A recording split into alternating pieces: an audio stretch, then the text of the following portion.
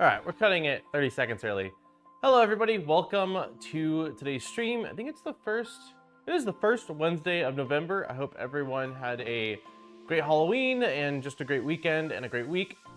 We are back, not in the hottest studio around, getting towards probably the coldest studio around. It's actually, I think that this thermostat is not accurate because it says it's 66 Fahrenheit in here, which should be really comfortable, but it feels a lot colder, hence the sweater. So I'm sure I'll bust out of here in a little bit, but I went out here this morning to set things up and was just like, brr, it's kind of chilly today. So we are going to be continuing on the FYSETC Venture XL build. Specifically today, we are going to try to get panels on as much of it as possible. The side that's going to be difficult is the side with the electronics bay. You want to install that panel first, and so I'll very likely have to pull the electronics box off the printer to get the panel in place and then attach it again. But I don't know if I'm gonna do that today or if I'm gonna do that off stream because it's gonna require quite a bit of concentration and focus because I'll have to disconnect some things and it's just gonna be a lot. So we'll at least try to install as many panels as we can. I would like to see what input shaping looks like if we can get that to work correctly.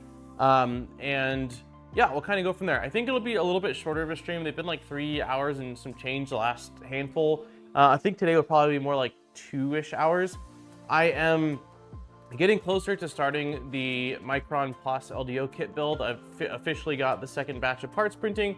However, I might be redoing some of the first batch because I realized when I imported the 3MF file, it swapped out the infill for a variable infill, which I have concerns with for some of the parts. For the parts that are like the screen holder and like the Wago holder and stuff like that, that's not super structural, it's gonna be fine, but there's a couple parts that are like core pieces to the printer, and so I will likely reprint those parts out in rectilinear. I didn't realize that happened until this morning. I was like, ooh, I don't know if I want to leave that as is. Basically, that infill type, which I haven't used before, but I searched, looks like it applies thicker infill towards where the walls are and a little bit thinner towards like the center area, which is supposed to be, it says like a good balance between speed and like function. But for the sake of this build, I don't care about speed on the printed parts. Like I just want them to be strong and structural. So we'll see how that goes. But I did talk to Jason at LDO and it looks like the kit is on the way, but it's coming from overseas. So it'll probably be like 10 more days. So I think we'll have this stream, likely one more, and then we'll probably be back upstairs unless I can build a cart for this and get it out of the way before that stream, which is a possibility, but I don't know for sure. So let's see who's all here today. We've got Tuxedo's in the house, Del Mar's here, RS, Ranch Kid, Collie, GPs, Lisa, Greenbeard. Let's see who else. I know there was some more up here. Graybeard, all the beards today. 1060, how's it going? Steve's here, Steve Clark. Beads is here. Hobo's here. Am I missing anybody? Clownhammer's here. How's it going?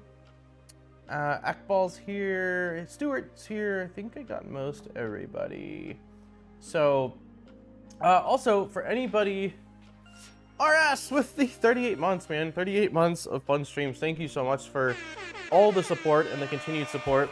For anyone that didn't see, I was on the 1440 Makers stream this last Sunday on the final panel, which is a charity stream where they were raising money for the World Central Kitchen, which is an organization that basically goes to places where there's either man-made or natural disasters and basically provides fresh meals to people in need. And I was on there 2 years ago. I couldn't make it last year. It was just they didn't reach out to me till very last minute, and I just couldn't. I think it was around the time I was going to China for the Fadis tour and stuff like that. It didn't work out. But this year they let me know in advance, so I said yes, I'd love to be on.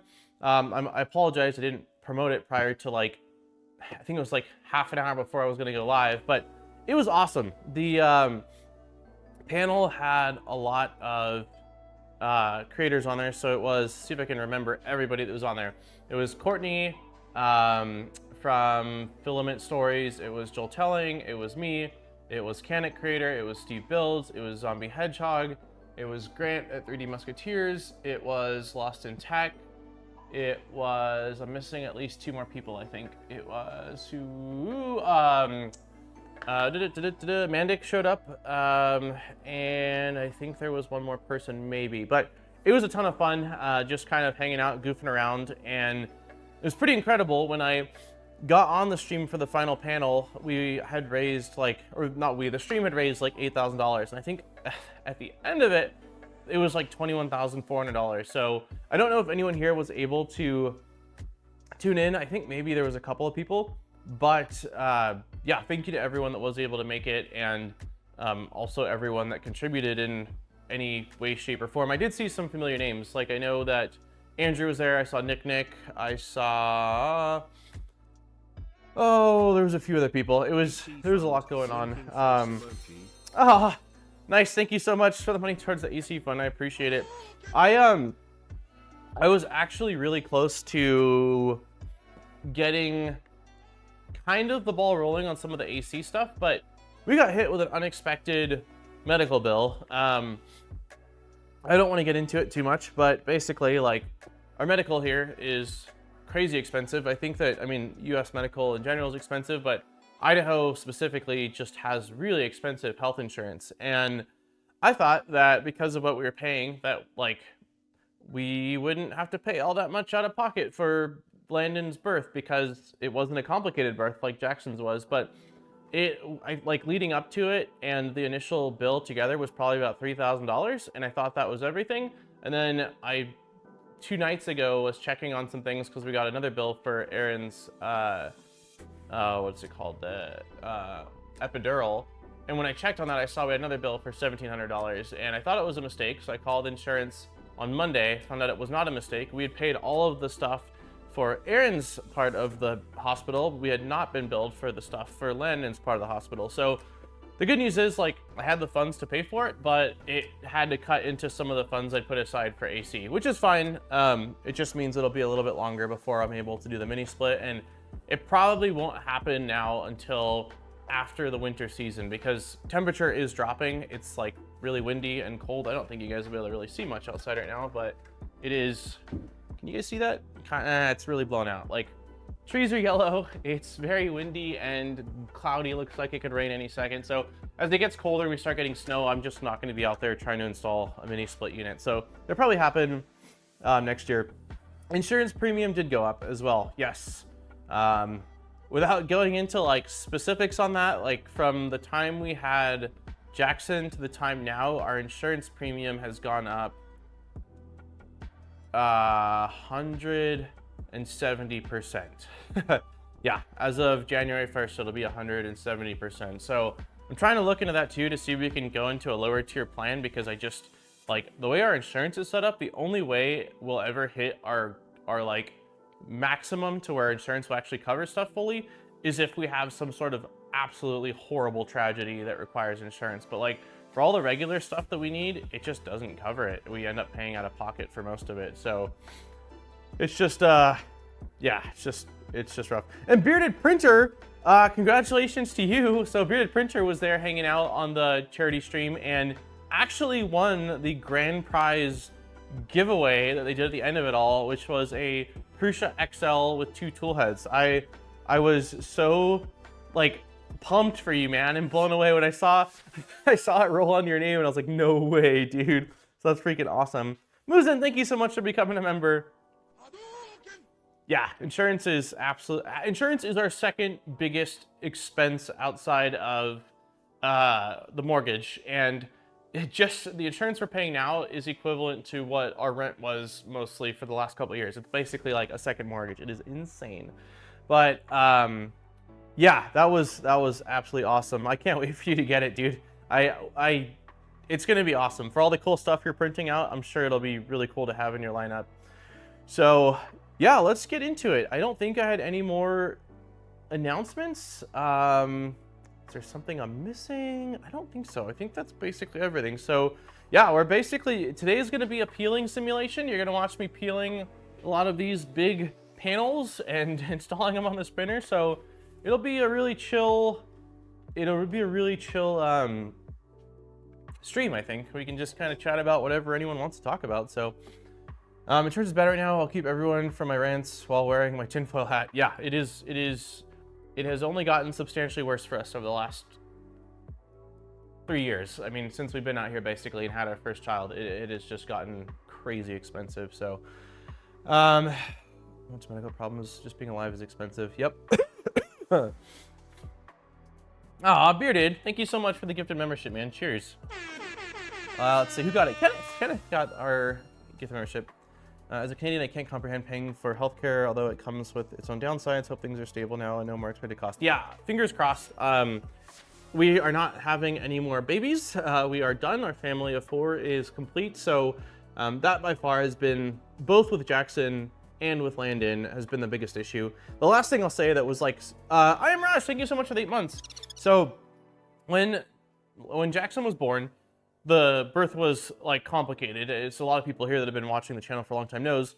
He was born 3 weeks and some change early. So we were in the hospital for like, I think it was over a week, because they had to keep her and make sure that there wasn't like infection going on, as well as she had to take like steroids and stuff like that because they were worried about the baby's lung development. And so when that was all said and done, like, we were first-time parents, right? We didn't know what we were doing, which we still don't really, but we've gotten better at faking it. We got the hospital, or we got the bill, and the bill was like over $20,000, and my heart sank. When it came in, I was already like so on edge from not sleeping and us just trying to figure out, you know, why is baby so upset? Why is baby not sleeping at all? Like, is there something wrong? And it ended up being largely a clerical error. They swapped our insurance partial way through the pregnancy and didn't really do a good job of informing us that. And so basically everything that was in network ended up being out of network. And luckily our insurance like agent, or the person that was assigned to us in our case, was a kind human and was able to submit an exception, and in the end get it changed back to in-network. But that wasn't without 2 months of back and forth, like trying to figure out what's going on, having this bill hanging over our head. Like, it was so stressful. So I am like, the insurance is only stressful when you actually need to use the insurance. And so hopefully, you know, as long as nothing else happens, like, and we don't plan on having any more kids, like, those have been by far the largest things where it's like, oh my gosh. So yeah, I went to the ER while on vacation because I had a really bad cold and I was billed $50K. Jeez.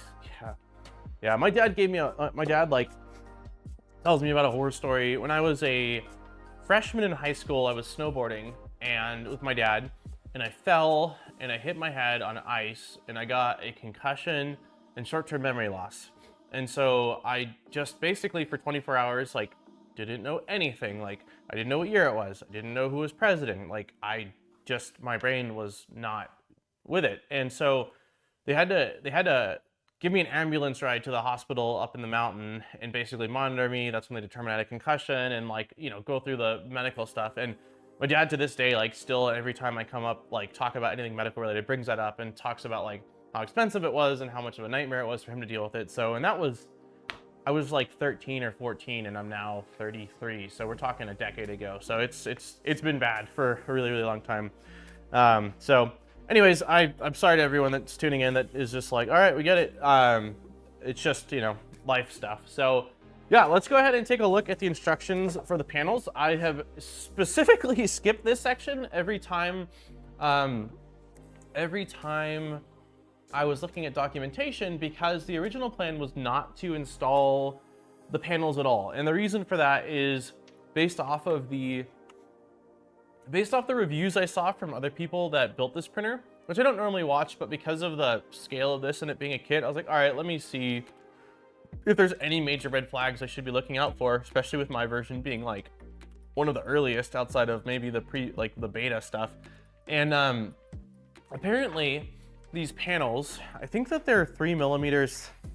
I think they're 3 millimeters thick. I've got calipers. I can actually, let's verify this before I'm just making up numbers. Oh, it would help if we had batteries. Okay, we are gonna guess. 3 millimeters is what I think it is.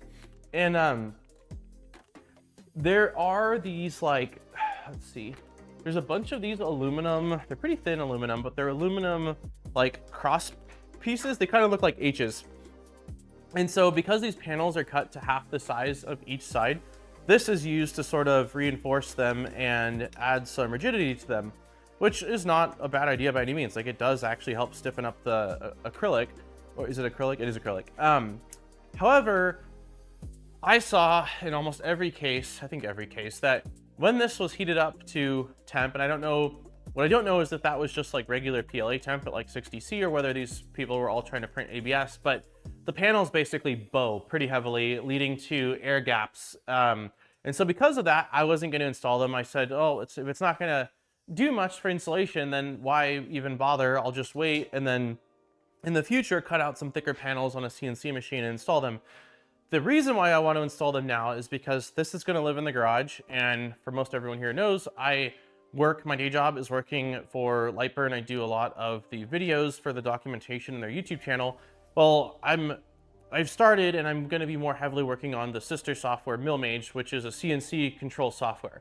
So I have a CNC machine there that I'll be using largely with a lot of plywood, I think, but it's going to create sawdust. And even with a pretty good dust extraction system, there's still going to be sawdust flying around and just dust. And so the reason I want to install this isn't so much for insulating the printer while printing, but more so in protecting the rails and motion components from unnecessary amounts of sawdust just settling on top of them. So that's why I changed my mind. I don't know what panels I'm gonna cut.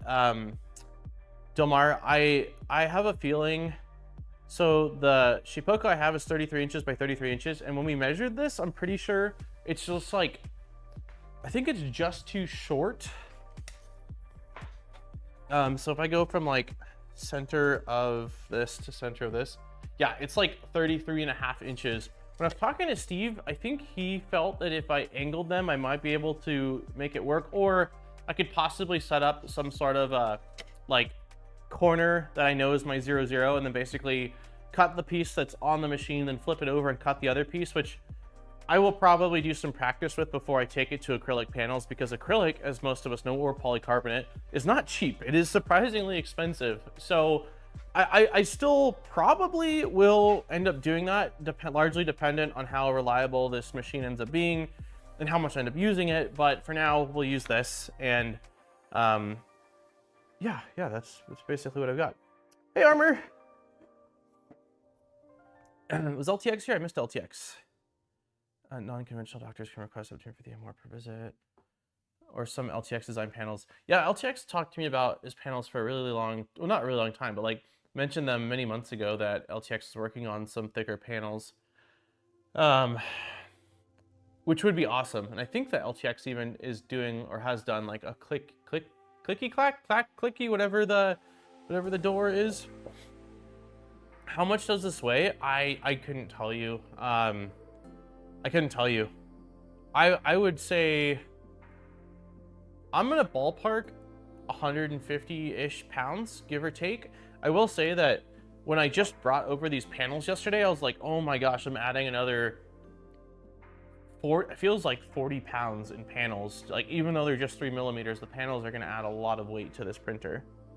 I don't remember what the shipment said. It came in like 3 or 4 boxes, so yeah, I've got 1 box left, which probably says the weight of it, but it, you know, the weight is different per box. Like, this was the box that the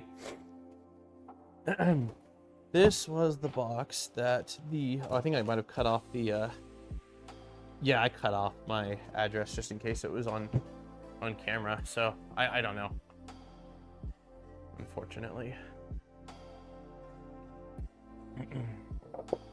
Looking at you through the printer makes the printer look massive, or it makes you look really small. I'm not that small. I think that last time I weighed myself, I was like 184, and I'm pretty sure that if I stand up straight, I'm like right at 6 foot. So I'm not a small guy. I have really bad posture. I have really bad posture. There's been quite a few times where like I've met, especially at work, like coworkers that have only ever seen me sitting down through like our work meetings. And then the first time they meet me in person, they're like, wow, you're a lot taller than I thought you were. It's gonna add another 20 pounds. Yeah, it's definitely gonna make it heavier. So I really would like to get the cart done, which is basically gonna be exactly what it's sitting on right now, but just 1 foot smaller in length and width, and then figure out where this is gonna live. it needs to live on this side for the sake of having access to a 20 amp panel or 20 amp circuit, but the cart it'll be on will have wheels, so it might live on the other side of the garage just so that way I've got some space over here to work.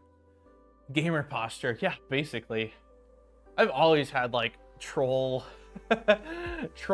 posture. So assembly guide is what we need. We are going to rack and ceiling acrylic. Okay, material rack we've done. Material preparation, print the following prints. I didn't print those, so maybe it came with those? Oh, you know what? That's right. I think the panels don't actually bolt to the aluminum, if I remember correctly. I think that the panels all are oh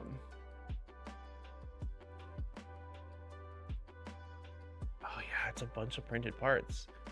Well, let's see if we've got these parts, because if we don't, we're we're not going to be installing panels, and we'll move on to ADXL stuff and other shenanigans, I suppose.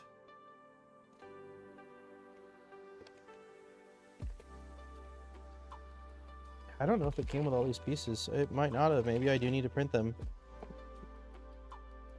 That's annoying. I thought for sure that these panels were just going to bolt into the extrusions, like pretty much every other build I've ever done. But yeah, I don't see a bag of printed parts left, so that's fun. Well, it looks like I need to print out a bunch of pieces, which is kind of more annoying because if I'm going to be swapping it out, I'm probably going to be wasting a fair bit of plastic because I won't be reusing these, I don't think. Let's see, we've got hinges. I didn't know you were tall. I could have sworn I was taller than you when we met. Then again, it was like a year ago. Yeah, I was probably just crouched, man. I was probably just crouched down in my typical troll stance.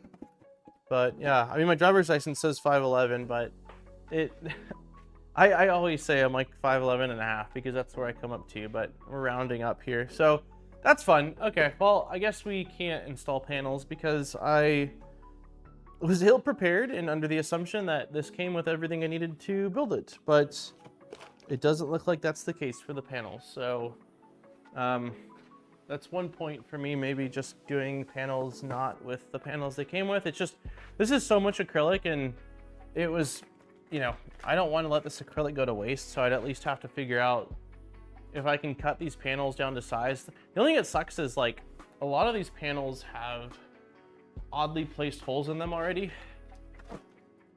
because of the way they have this set up. Like this one, for example, it's got, I don't know how well it's showing up on camera, but there's like 3 holes here and 3 holes here. So I'd have like this section of acrylic I could use. So it would be good for something like a V0 build if I needed acrylic. This one's like a solid piece of acrylic with basically no holes within the outer perimeter. So I'm sure I can use the acrylic for something else, but we still might end up doing it. It might just be that it's a next week thing, and I'll have to print out all those parts. So let me find somewhere I can put these where I hopefully don't damage them. Let's see, maybe right here.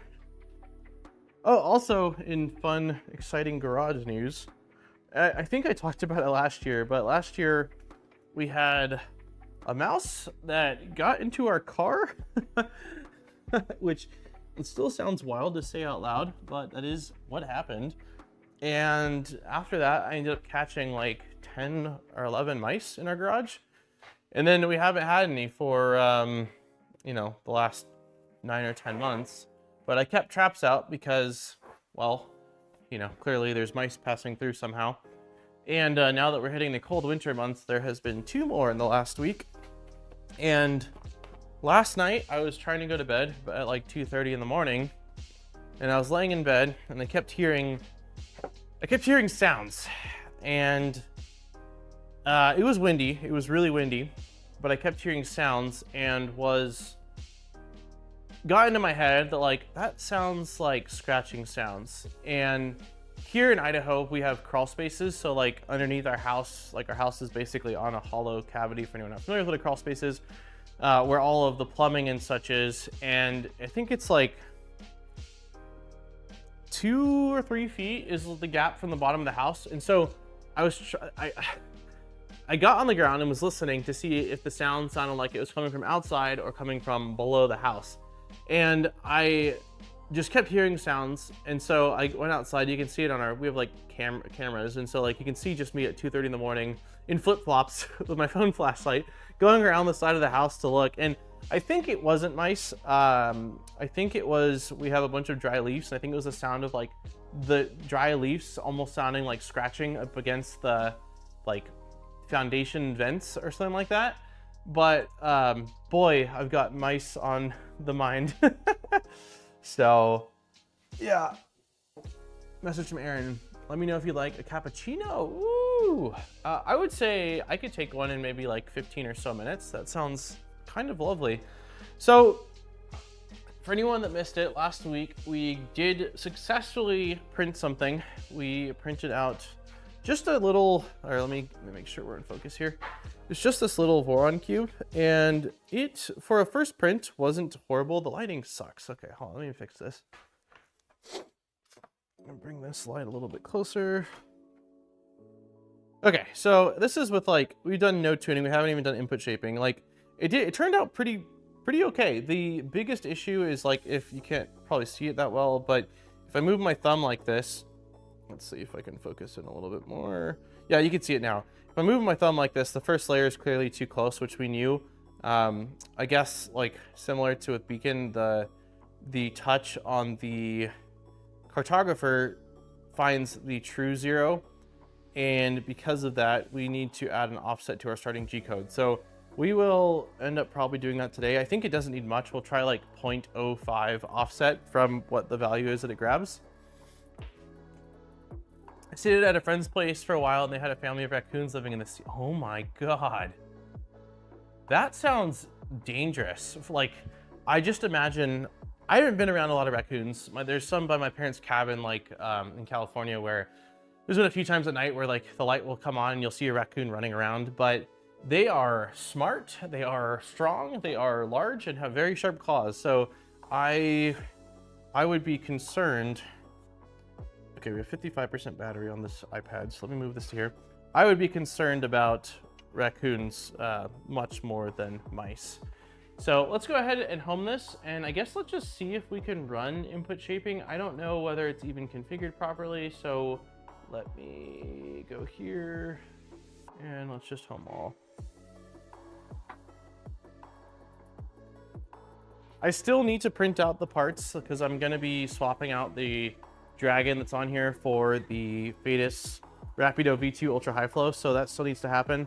So our input shaping values will change, but I'm still just curious to see like what our baseline is and if it tells me anything about how decent or poor of a job I did assembling things, or maybe it would just tell me how good or bad the hardware is on this all. So yeah, I was pretty happy, nice, honestly, for, you know, I've done nothing. Like, we haven't verified that the steps are set correctly. We haven't done flow. We haven't done pressure advance. There's no input shaping. So like, just straight off the printer, like this to me is really not a bad print. There's no signs of under extrusion. There is ringing, which is to be expected, but like, it seems like cooling did a pretty good job. But overall, I was not upset with that. I was more just curious to see, like, can it complete this print without any surprise errors? So let us see, is there a macro? I gotta move you guys. So let me move you guys. I'm just gonna unplug this for right now and move you guys to right here. Hopefully I remember to plug you guys back in before this dies. Okay, do we have a input shaping resonance X and resonance Y? So let's just try, it looks like we've got macros. So let's see if this works.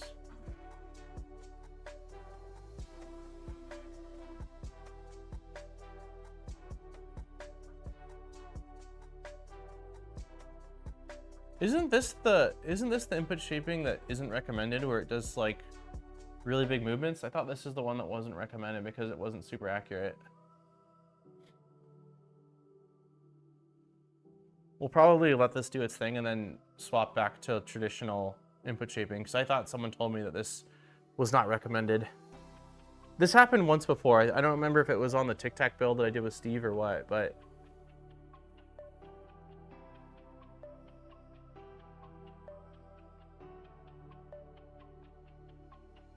raccoons are cute but vicious. Had one yank a whole bag of peanuts I was eating. Oh my god.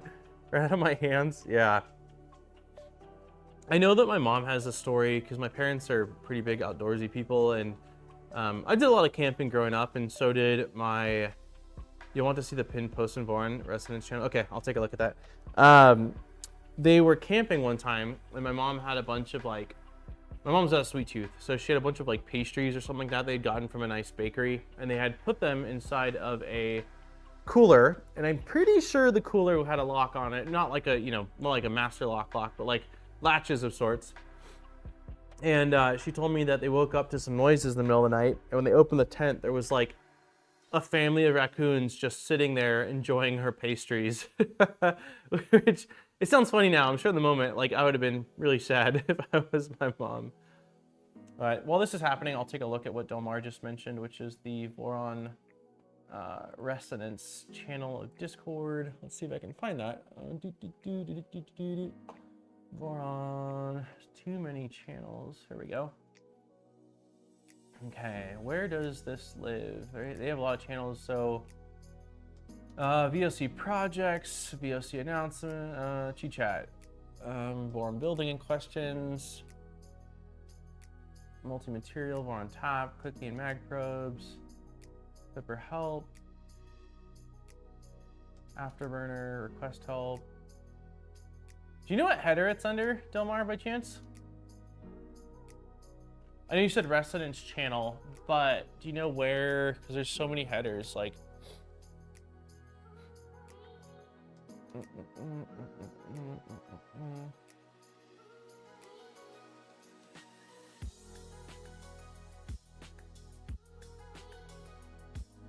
I'm sure I'm just missing it because I'm a squirrel, but posted the link in live streams. Awesome, thank you. All right. Live streams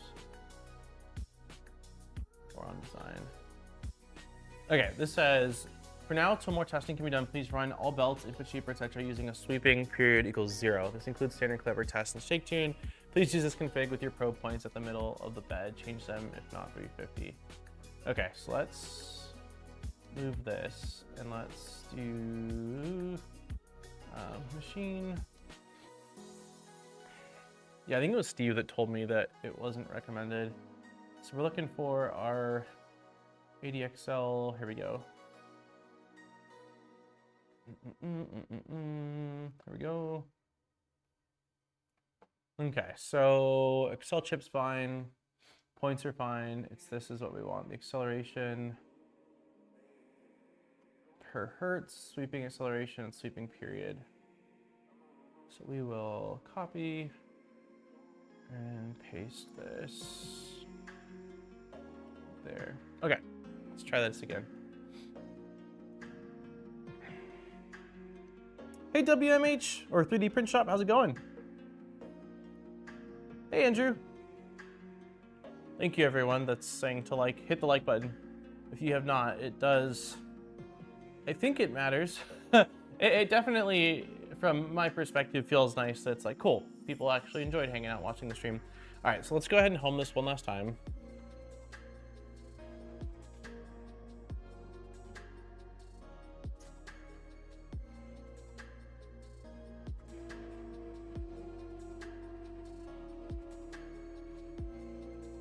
Smash that thumbs up emoji, everyone. Thank you, nice. Do oops, I clicked that way too quick. We might need to add a mouse sound to the channel. We have squirrel, which kind of sounds like a mouse, if we're being honest with each other here. Okay, so let's run X again. Rodent-free cappuccino fun. There we go. That's the traditional input shaping I'm looking for. Andrew, thank you so much for the $10 for the rodent-free cappuccino fun. I appreciate it. I don't know if you heard the story of like, we've just We've been in this house for a year and a half. Coming up, no, almost 2 years. I think January marks 2 years if I'm not mistaken. And so far, every cold season has been a mouse-filled season. Knock on wood, they've only made it into the garage and the car so far, but that is plenty enough for me. I think that the main thing that's kind of like, the main thing that is causing me to absolutely lose my mind is I cannot figure out how they're getting into the garage. I've done a lot of research on mice because that's the kind of person I am. When I run into a problem, I just learn everything I can about it. And I understand that all they need is basically the size of a pinky to get into anywhere. But yeah, I bought some like steel wool mesh stuff and stuffed it in places where the large garage doors are that I could think of might be an opening, and yet they're still somehow getting in. So the next step is we're hoping to get a shed in the next like I don't know, 5-6 months hopefully. And when that happens and all of the extra stuff is cleared out of here, if they're still coming in, my plan is like honestly to set up some cameras that have night vision and just point them towards like the rolling doors and then the man door, or the, you know, the door at the outside right here, and see if in the morning, if I've caught one, if I scrub the footage, I can figure out where they're coming in from, because I don't even know what to do at this point. Like I feel like I've blocked the places that make sense. And so at this point I'm like, maybe we've got like an Ocean's 11 situation where they're, you know, they got grappling hooks and they're just, I don't know how they're getting in. It's just, I just don't know.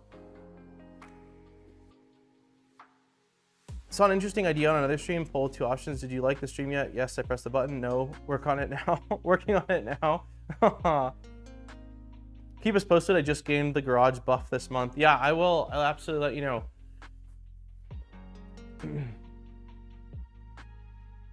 I will absolutely let you know. Are there any gaps near the ceiling? Not as far as I can tell, no.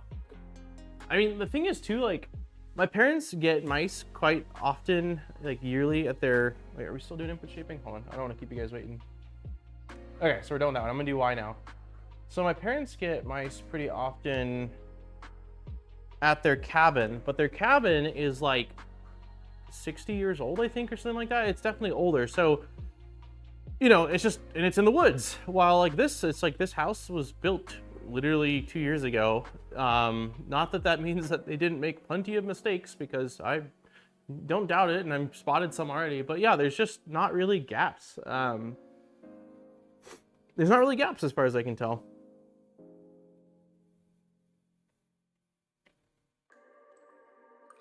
What is that? Nice. Is that poison? Bro needs a cat. I have made that joke many a time. I actually, so we have 2 dogs. We have 2 senior citizen dogs. One is a 12-year-old lab pit, and one is a 9 or 10-year-old Queensland Heeler pitty.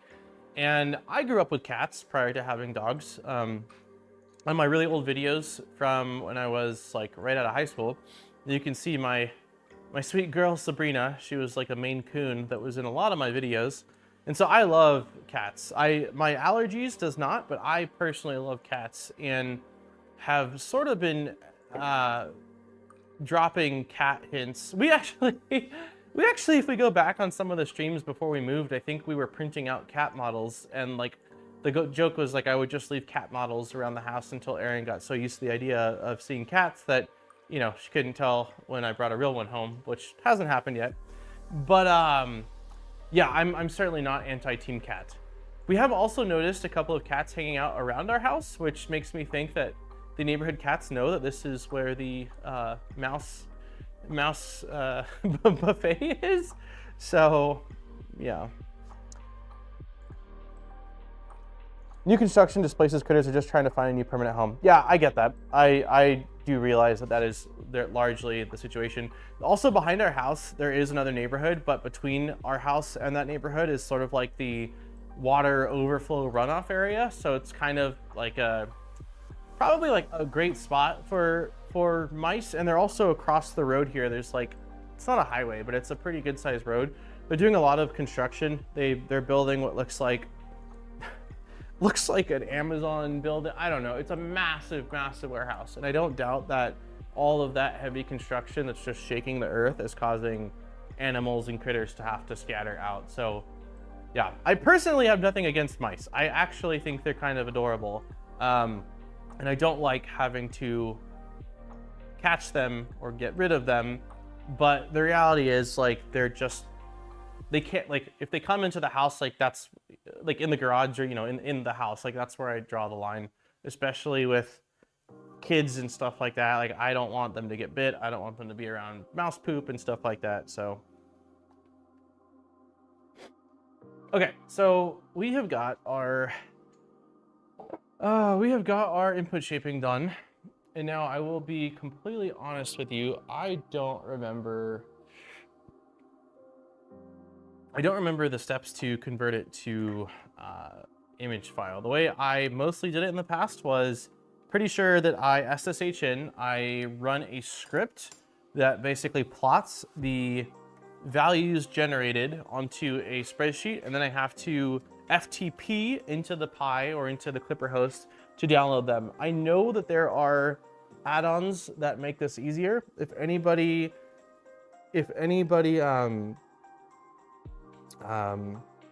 knows the name of like a plugin or the best plugin that's recommended, I'm happy to do that as well. I'll give it a minute just to see.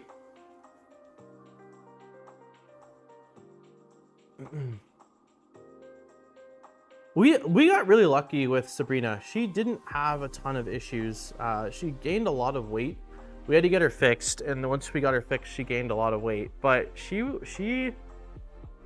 surprisingly was relatively a healthy cat.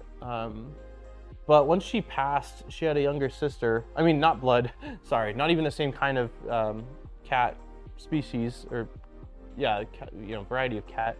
But once Sabrina passed, like the Misty, our other cat, she didn't last very long, and I think it was just because like she was alone, you know.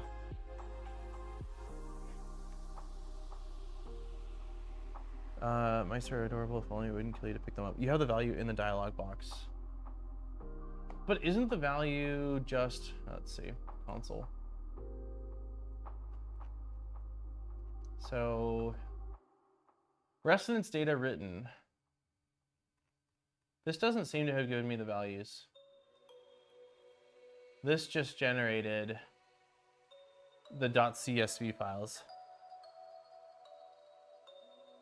They should make it easier to see the image graph. I wish that it was just built in, honestly. I'm fine with doing it the way I know how to do it. I don't think it's the best way to do it, but we will do it, so that's fine. So Clipper, ADXL, I think it'll pull up the, measuring residence. And then if we go down, installation, yeah, this is just flashing the ADXL. Measuring, which we did, that's what we just ran, test residence. And then here we go, here's the script. So we will just, I don't have Shake and Tune installed on here.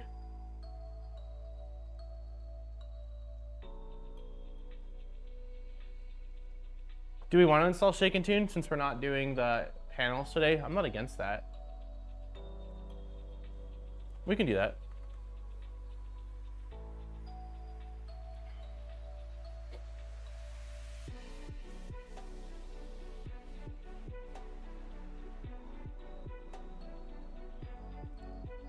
Okay, SSH, FYSEC, nope, FYSEC at 192.168.105.1, I think it's 3.8 if I remember correctly.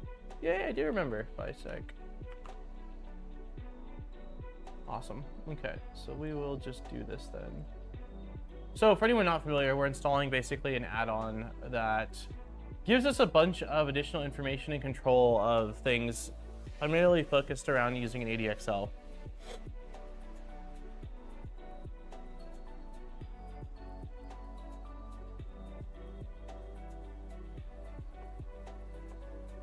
Make sure this is installed.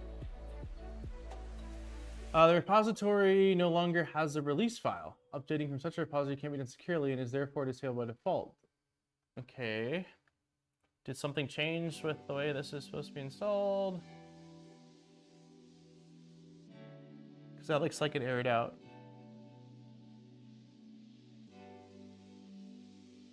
Is it because I installed clipping? Is that what I did wrong? No, it says shake and tune.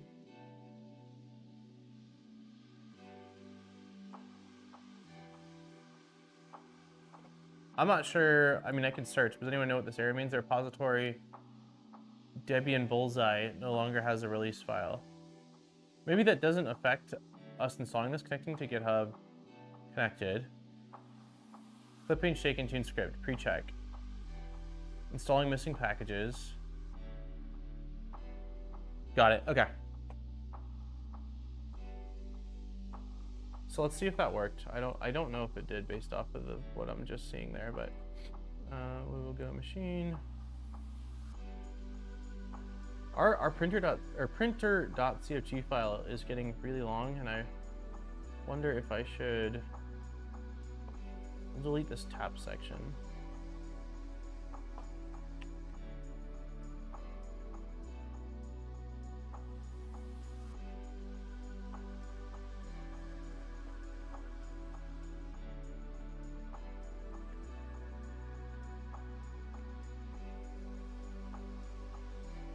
I don't know what values I should be setting for these results. Number of results keep 10. This setting defines how many results you want to keep in the results folder. Once this episode number is exceeded, all the results will be automatically deleted. I think 10 is probably unnecessary as far as number of amount, but it's the default. I do need to restart. I do know that. Yeah, I need to restart. Show macro. Okay, let's just enable all of these things.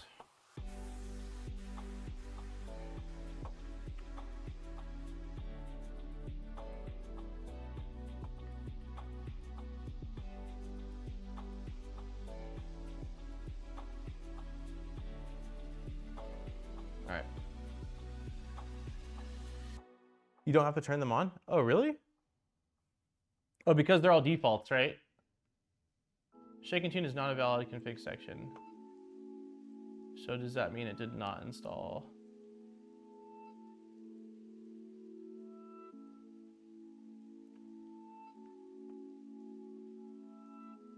I don't remember installing this header, if I'm being perfectly honest with you, in the past when I installed this.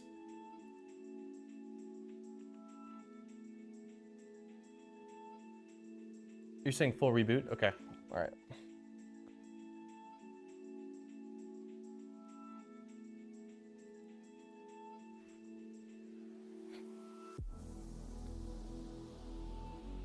Is there a way to... Your Linux repos are in China. The error points to an error with those repos. Can you change where they're pointing to then?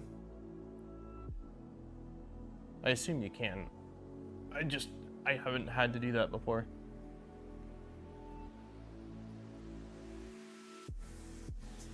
Okay, still getting it. So I have a feeling that didn't install correctly. That's what I think happened. Connected.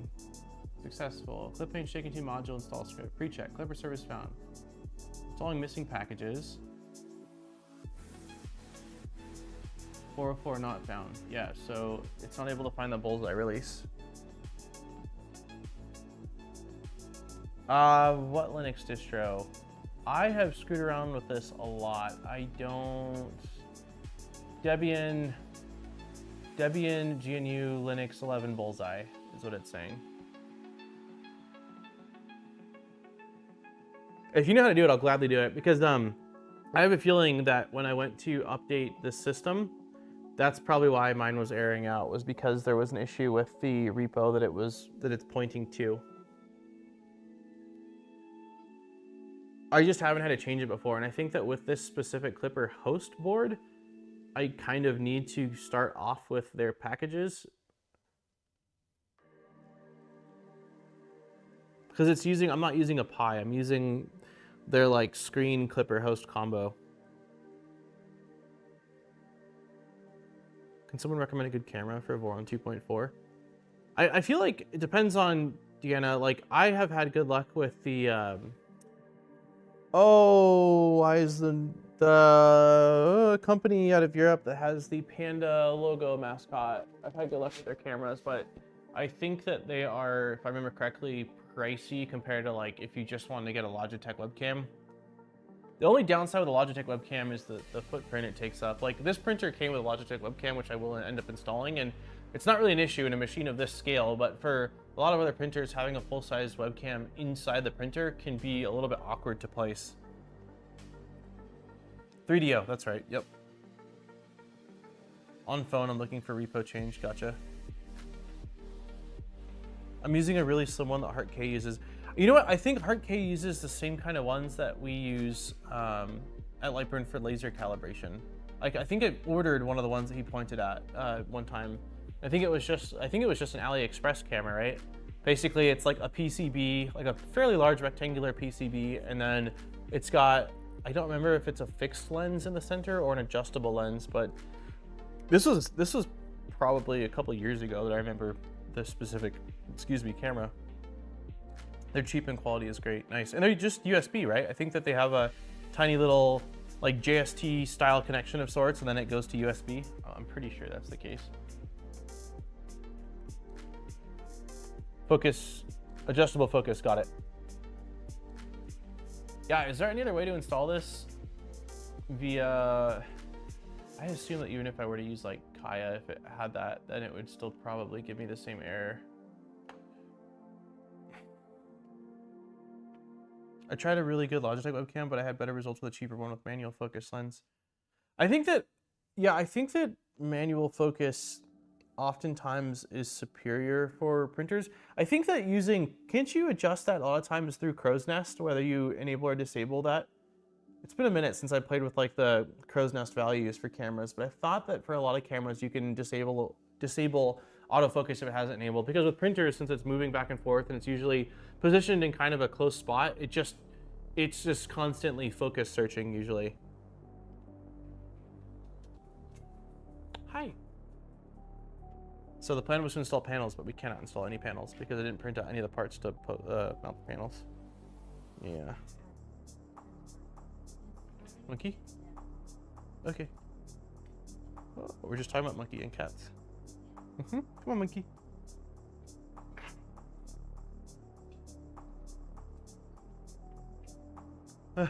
That's awesome. I'll let him in, yeah. Very hot. I'm gonna let it cool down for a little bit. Oh.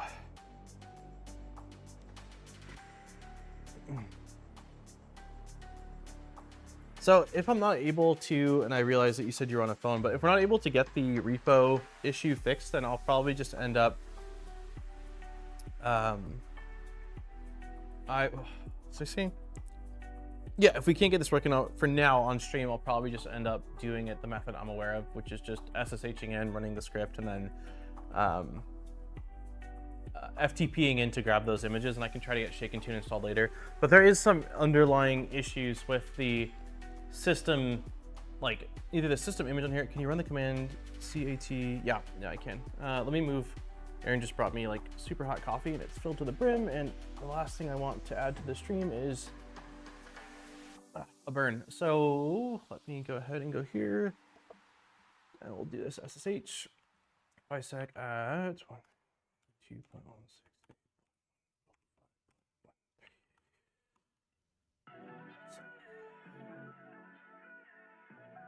Okay, and you said, can you enter cat, I assume there's a space, /etc/release. No such file directory. Did I screw that up? Is it cat /etc/release? Nope, that did not work. Am I spelling it wrong? CAT. Cats are the theme of the day. ETC release. No, I think I'm spelling it correctly. Hey, my bot, I see you have your shrink gun working. Yeah, it's the printer is actually normal size. I'm the one that has shrunk. No, I got it right. Okay. Look at Moonraker config. /etc/Debian _release. Nope. No such file. I'll try. I don't know if does it need cat at the beginning of it? etc/.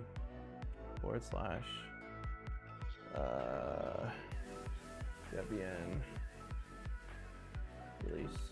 Nope, no such file directory. They know more than me on this. Yeah, this is for me. This is unknown territory. Sorry, I let Monkey out to go to the restroom, and I don't want to forget about him. Hey, buddy, you wanna go inside? Come on. I think it was like 2 weeks ago. I let him out to go to the restroom, got completely squirrel brain, and then like an hour later, I heard a crazy sound from the backyard, and I opened the whatever blinds on the door, and he was just sitting there, and I'm like, oh my god, I'm so sorry. It doesn't usually happen, but it happened one time, and now I'm a little bit more paranoid about leaving him outside for too long because I'm like, I don't want to forget about you, buddy.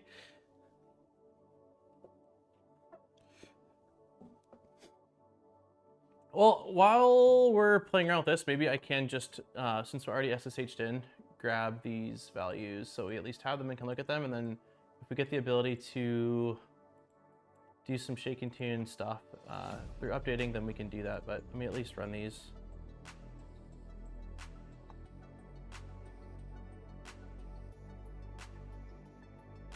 File found error, no file or directory.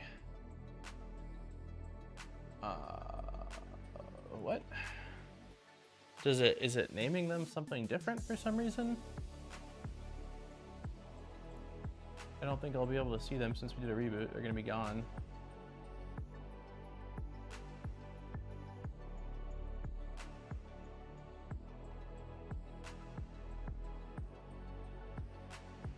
Oh, he wiped it. Got it. So I'd have to run it again. Oh man. Okay.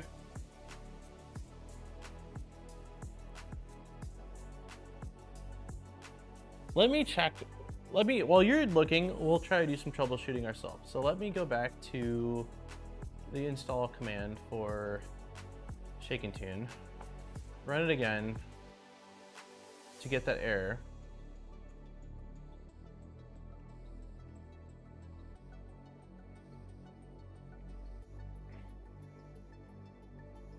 Okay, so this is it looks like this is the issue. The repository, so mirrors.ustc.edu no longer has the release file. So I probably just need a redirect from here, but let's see if the good old web has anything.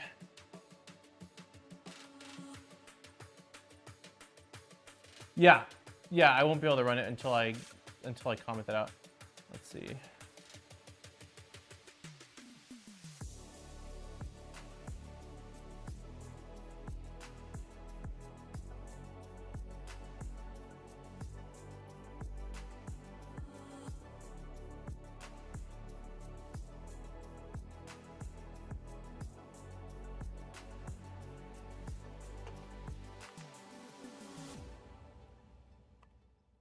Permission denied. Do I need a sudo? No. Is it not a sudo command? Is that?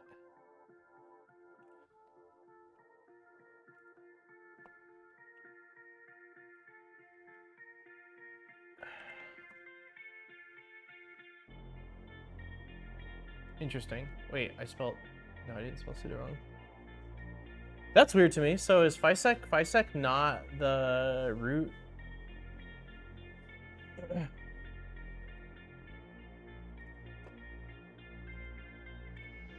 Okay, here we go. So are these all? Got it. So it is pulling from, like you said, China. So it's ustc.edu.cn for China. So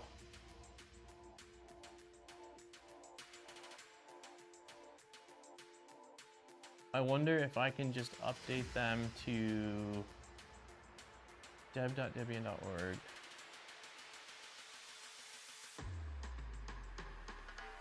I wonder if I just change the .cn.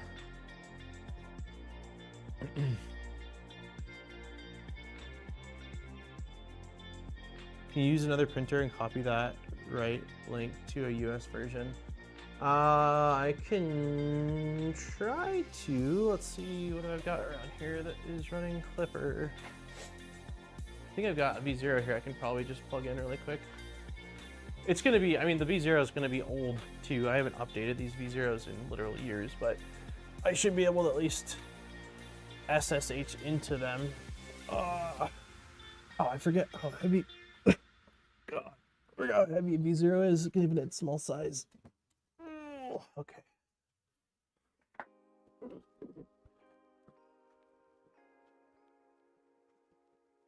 It's my first V0. Well, just I'm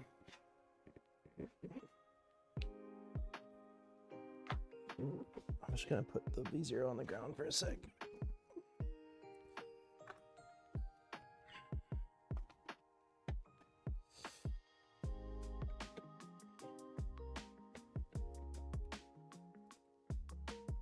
Yeah, I'm not so much concerned with updating from Bullseye unless we feel like it's a must, because I'm scared of breaking things, but if I can at least get the right URLs, that'd be awesome. Oh, I just haven't lifted, like, I had to reach over and lift the V0 like this. I don't know how well you can see that motion. And I was expecting, like, just for it to come, but it was a little hefty boy. Put it on the bed when you get a chance. The V0. Okay, so let's see if I can figure out, once this boots up here, what the IP is. Might be this. Let's see. 192.168.105.182.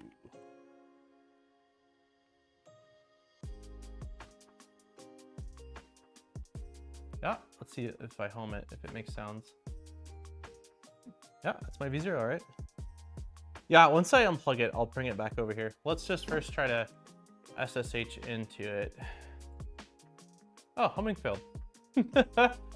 I haven't used it in a while. MCU out of range. Eater. Okay, well, fun. Maybe Lovely.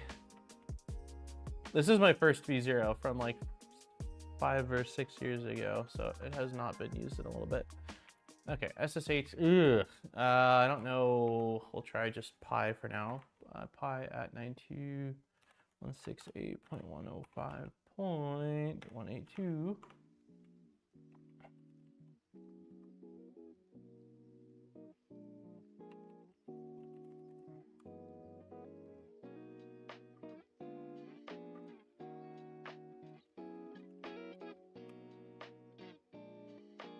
Great. Okay, so it doesn't appear to be, I was hoping that I just left it at default, but Raspberry doesn't appear to be working. All right, let's try this one last time. SSH, maybe it's Modbot? 92.168.105.182. What's the password?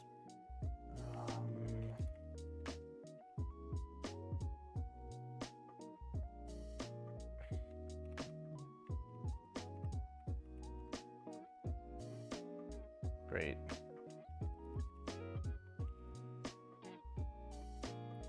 You know what? Yeah.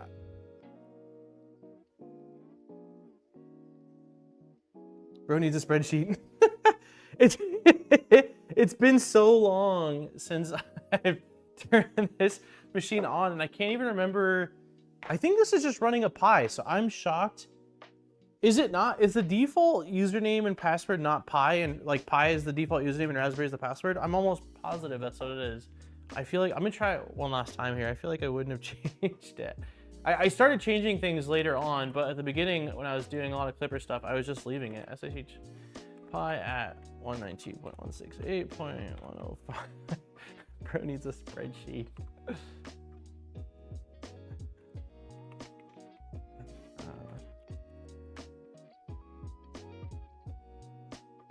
Yeah, I feel like if I had changed the username, I would have changed the password too. But sure as hell doesn't look like I did this, so. Lovely, all right. Without cap? Wait, did I do cap lock? No, there's no cap, no capitals. Yeah, I did, this is what I did. It's lowercase. I have another, I have a second V0. We can attempt to yeah, RASP BERRY. RASP RASP BERRY. Yeah, it's not working. So I must have changed it. It was your video on password changing that reminded me to do it. Yeah, all right. Well, here's what we'll do. We'll unplug this one and I'll put it on the bed for you guys so you can see the size difference. And then I'll grab my second. I have two V0s in the garage and one V0 upstairs. So we'll try the next one. The only issue is I think that the next one might be the Cyborg one, and I'm pretty sure that one by default, like it even fits like right here. Tiny corner. Yeah, let me grab the next V0. This one's further in there. And this one I think is running. Oh, this one will be fun. I'm pretty sure this one is running the FYSETC board. Yeah, so this one is running the FYSETC Catalyst board. So maybe I didn't change this one.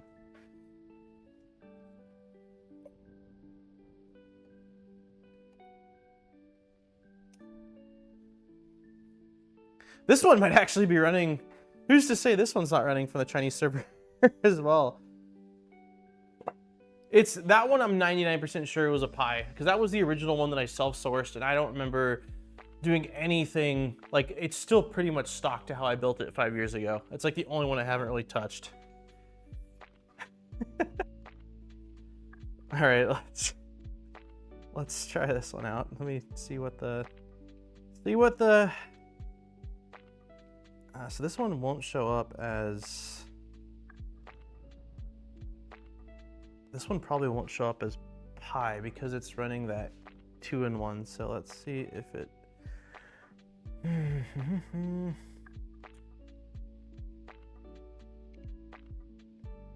Could it be this that just says none? Probably not.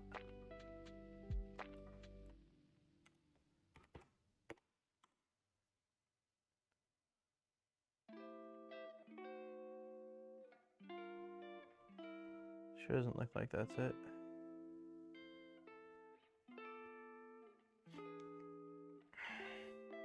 In the live stream channel.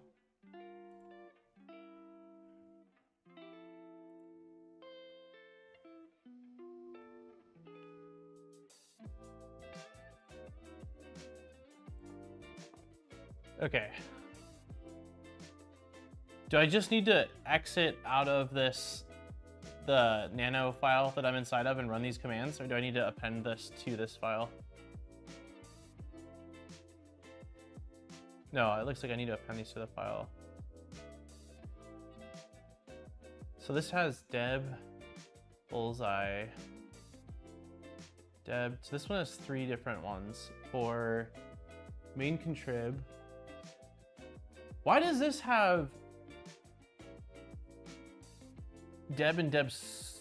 Okay, so this only has 3 as well, huh? Deb, deb. No, this one has 4. Deb, deb, deb. Security main contrib.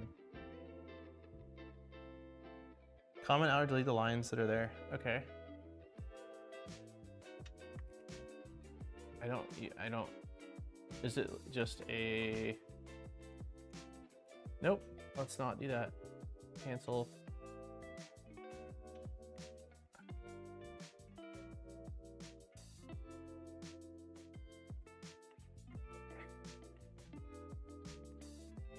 What did I do?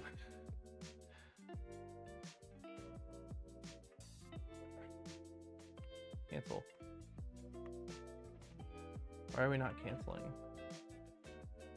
Why?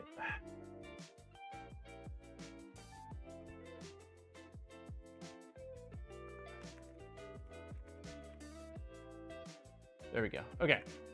So to comment out in this, is it just, oh, there we go.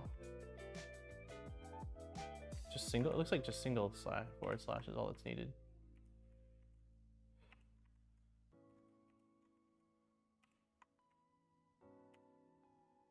Or it looks like, that's not right. What am I doing? I am being a goofball. It needs, yeah, sorry. All right. I don't know why I was doing forward slash. I'll leave them just to have. There we go. Okay.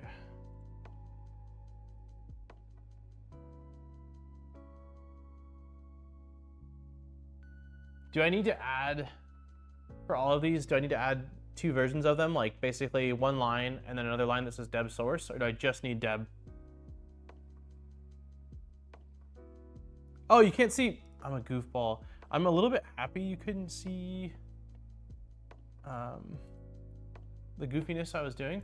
So yeah, I've got these commented out. The only question I have is like, for here there was deb and deb source, and here it says deb source is the source code repos. So do I need to include both of them, or it's not necessary? Or do I just basically enter the first one?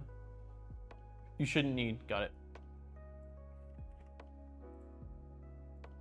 Okay, so let's Control S. Error writing, permission denied. Why? Oh, is it because I didn't do sudo nano? Yeah, I bet you that's what it is. So let's try this again. Save modified buffer. It's not gonna let me, is it? Yeah, okay, so escape. No. So let's try this again. So sudo nano. That must be why it didn't work, I think. apt sources dot list. Okay, let's try this again. So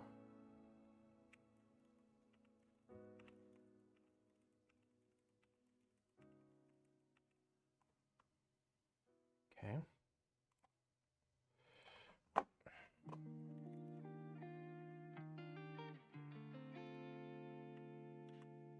Yes. Okay. So now that I've done that, should I go into Kaya and do a system update before I try to do anything else? I kind of feel like I should, just to pull anything that's missing and update anything. It kind of feels like the call.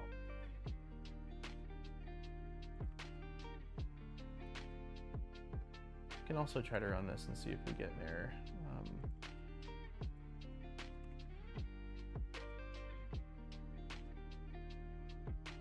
Well, it looks like it's doing a lot more things than it did before.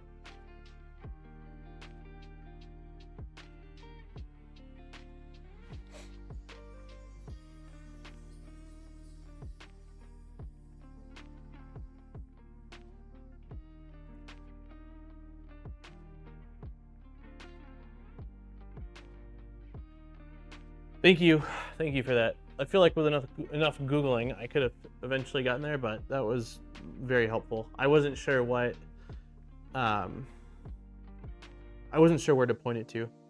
Update and upgrade would probably be a good idea. Okay.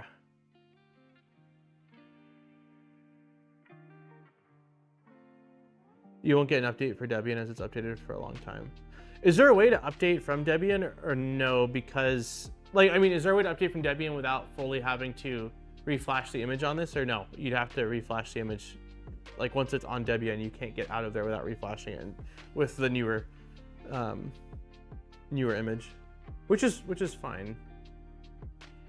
If I can, I'm fine with staying on this.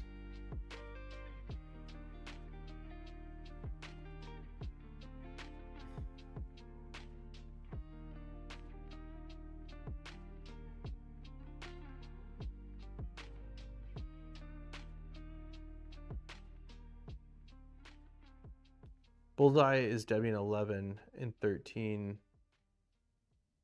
Got it. Is Actial.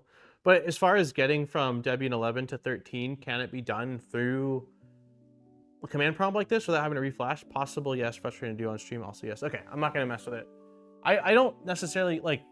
I mean, I mentioned a moment ago like this V0 that I have here hasn't been updated in years. Granted, it's been sitting for quite a while, but like, unless there's a really compelling reason that I feel like I need to get some sort of functionality, like I'm fine. I get like that there's the security factor of things, but like generally speaking with printers, I'm fine with them staying with where they're at once I get them working how I want.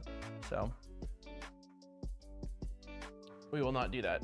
let's just see if we can get back to the task at hand, which is get Shake and Tune working so we can see our graphs and belts.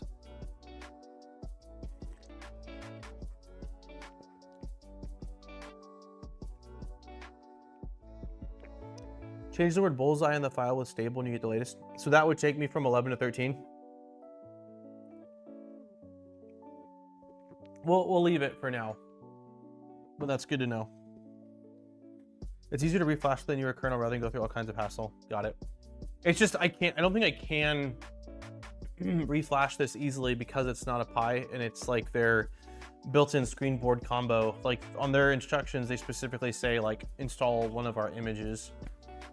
It seems like this screen board combo thing was made specifically for this printer, so I don't know how much like sort of like custom hackery has been done to get it working. All right, so let's see if we cool. So we have Shake and Tune now and no errors. Awesome, thank you everyone. But thank you for your help specifically with the URL. Okay. So now we need to go to Shake and Tune docs. Do I still have them open? Yeah, I do. Be sure to have it working. You can follow the official measuring resistance clipper documentation. Great, we did that. Check out the detailed documentation. Don't forget to, these are probably the same things. They sure are. Okay. When perfecting 3D prints and tuning your printer, there is all that resonance testing stuff that Shake and Tune will try to help you with. But keep in mind that it's part of a complete process, and Shake and Tune alone won't magically make your printer print at lightning speed. Also, when using the tools, it's important to get back to the original need, good prints. While there are some ideal goals described in this documentation, you need to understand that it's not always possible to achieve them due to a variety of factors unique to each printer, such as assembly precision, component quality, and brand, components, wear, etc. Even a different accelerometer can give different results, but that's not a problem. The primary goal is to produce clean and satisfactory prints. If your test prints look good and meet your standards, even if the response curves aren't perfect, you're on the right track. Trust your printer and your print results more than chasing ideal graphs. If it's satisfactory, there's no need. Cool. So, will Shake and Tune automatically generate the graphs for me? Like, and place them in the right spots or no?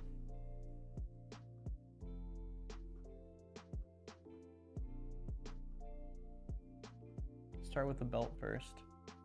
Okay, let me move the V0 out of the venture. That is going to be a problem. I don't want to put you back on the ground. I'm going to put you on this. This is my original Boron build. Gotta show it a little bit of respect. Okay. Compare belts. Is that what you're saying? Generate a differential belt resonance graph to verify relative belt tensions and belt path behaviors in Core XY and Core XZ printers.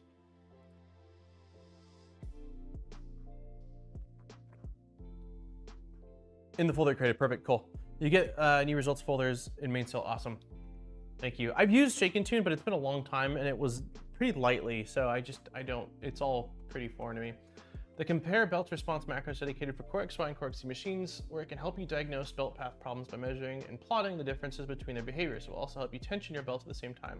Before starting, ensure that belts are properly tensioned. For example, you can follow the word, then call the compare belts response macro and look for the graphs in the results folder. Okay, so let's first home the printer. I'm gonna move you guys here for a second and bring this camera to the front so you've got a front view. Cool. All right.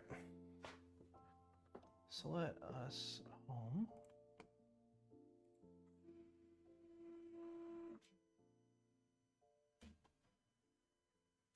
Wait, GPs, you're saying just run the new macros? What new macros? Is that not what I'm looking at?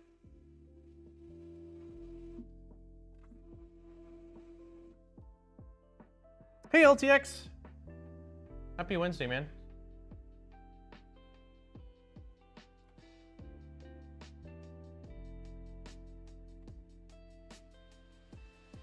Are we good to run this? Compare belt responses. All right, we're gonna run it. Yes, one listed. One's listed in your macro list. Got it. All right, we are officially running the command.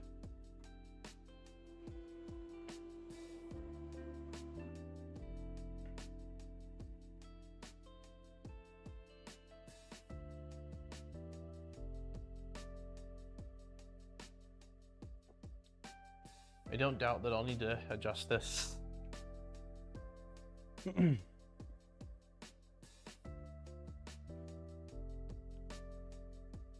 So it looks like it's just running input shaper, but is it doing something? I mean, obviously the calculations it's doing are different, but what I can't tell is, was it running it diagonally? So it's running both X and Y kind of at the same time.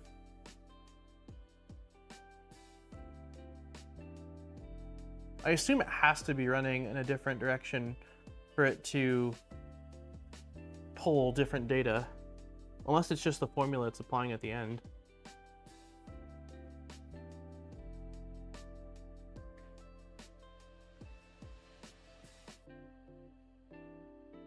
Each motor, each belt. Got it, so it is just doing one at a time. So it must just be the formula that's being applied at the end that is different then.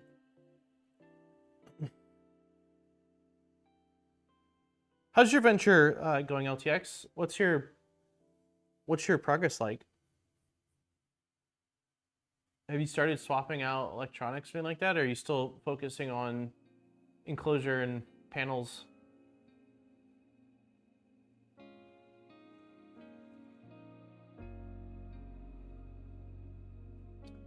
We will open up the giveaway for Polymaker Spool in probably like, I don't know, 10-15 minutes.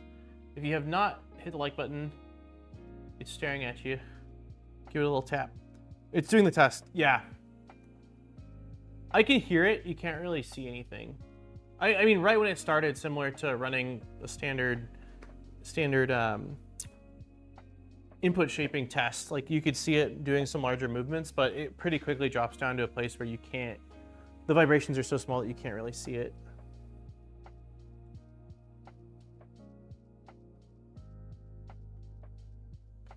Is it done already? I don't, let me pull up the...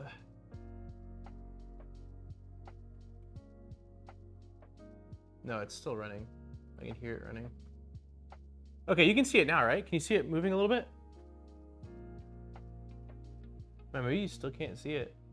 So it finished the first one and now it's doing the second belt. New tool head, new MCU, jeez. Mine's about to get a full refresh, waiting on Beacon to get here. Yeah, it's getting loud now. What tool head are you going with? The same one as Nero, is it Ant or the ADT or whatever it is? I was actually trying to get ChatGPT to explain me the math behind input shaping yesterday, and it's pretty scary. Can't believe it's perfect. I just avoid the speeds that trigger those frequencies, but it seems to work. Okay, cool, you could see it. Yeah, when it's like at the very beginning, for the first like 10 or 15 hertz, you can typically see it, but then the vibrations are so small that it's mostly an audible thing. Like right now I can hear the whole, gantry vibrating, but visually there's nothing, that my eyes can pick up happening. I'm going to Clipper shutdown.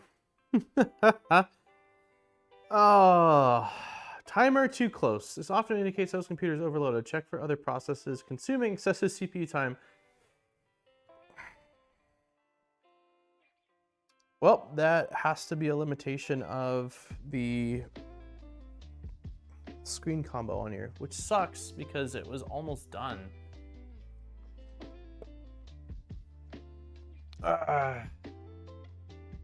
We try it again and see if it doesn't repeat it.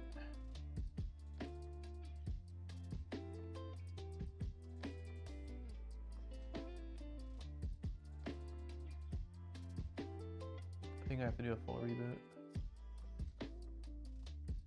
It's not using a CB1, it's using, I can show you, it is using, oops, I opened the wrong thing. Where is their documentation? Firmware. So it's using this. It is a CM68. The control board of this kit is installed. Clipper, pre-configured. So it's their K7 panel and it's a CM68.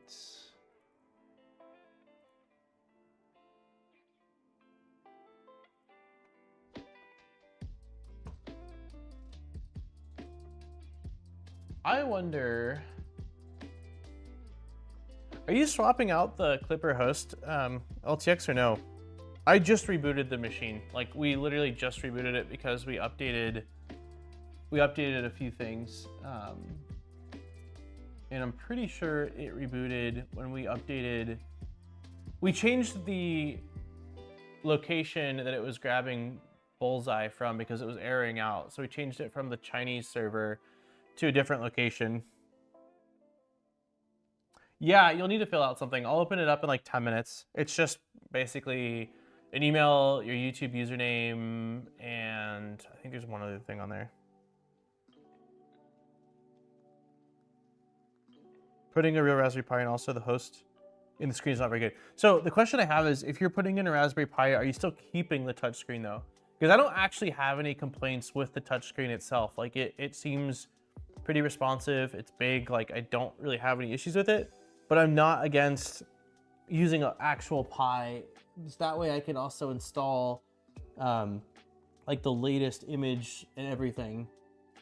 But I just don't know if you were to use a Pi, how would you connect this screen to it? Because the screen is using a ribbon cable. I'm not actually sure what sort of communication.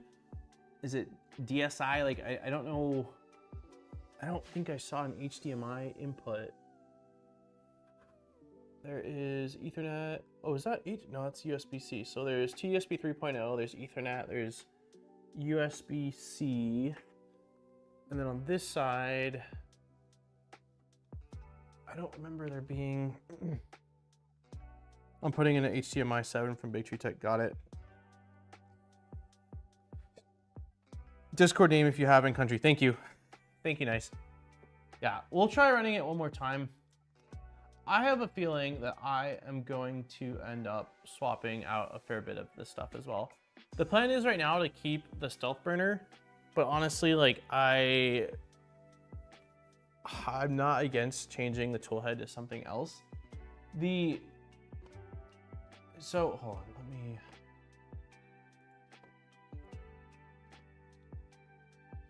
we'll try running the command for the belt one more time and seeing if it does the same timeout error.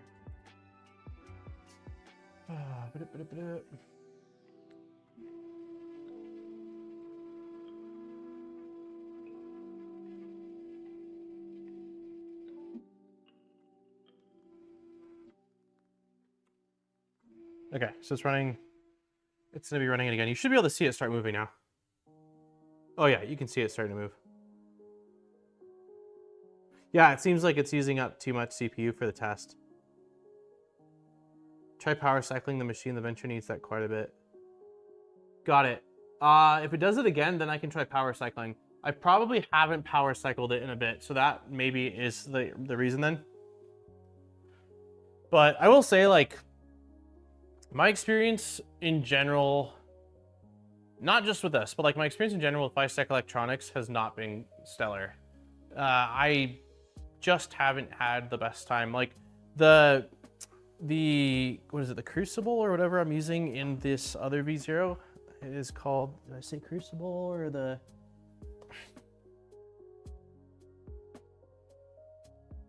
Catalyst? Catalyst. So the Catalyst has actually worked pretty well for me. Like overall, it's worked pretty good.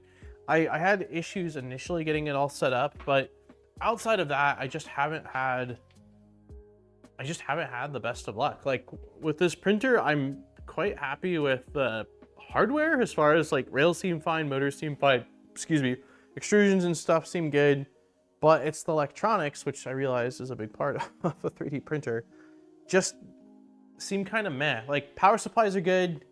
I don't think I have any issues specifically with the little like circuit breaker they have in here or the like AC wiring, but the controller, like I think I would probably like to swap out the brains. So like the controller itself, the tool head board and the screen, if I can't easily use the screen with just a standard Raspberry Pi.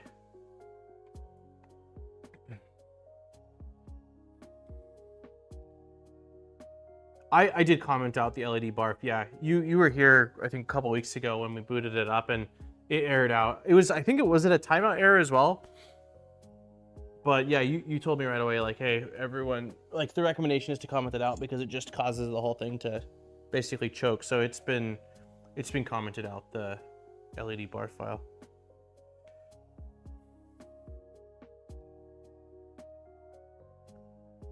I already tried talking about already to get a set of LTX panels. I'm finally gonna cut my side panels this week to finish my enclosure off. Nice.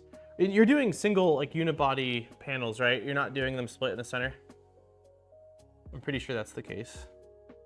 The bones in the printer are good. The electronics package is the weak link. Yeah, that seems to be, that's my vibe as well.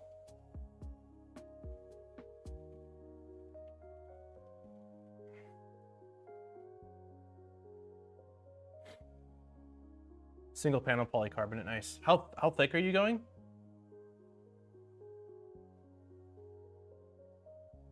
I imagine if it's single panel, you're at least going like 6, if not thicker than that.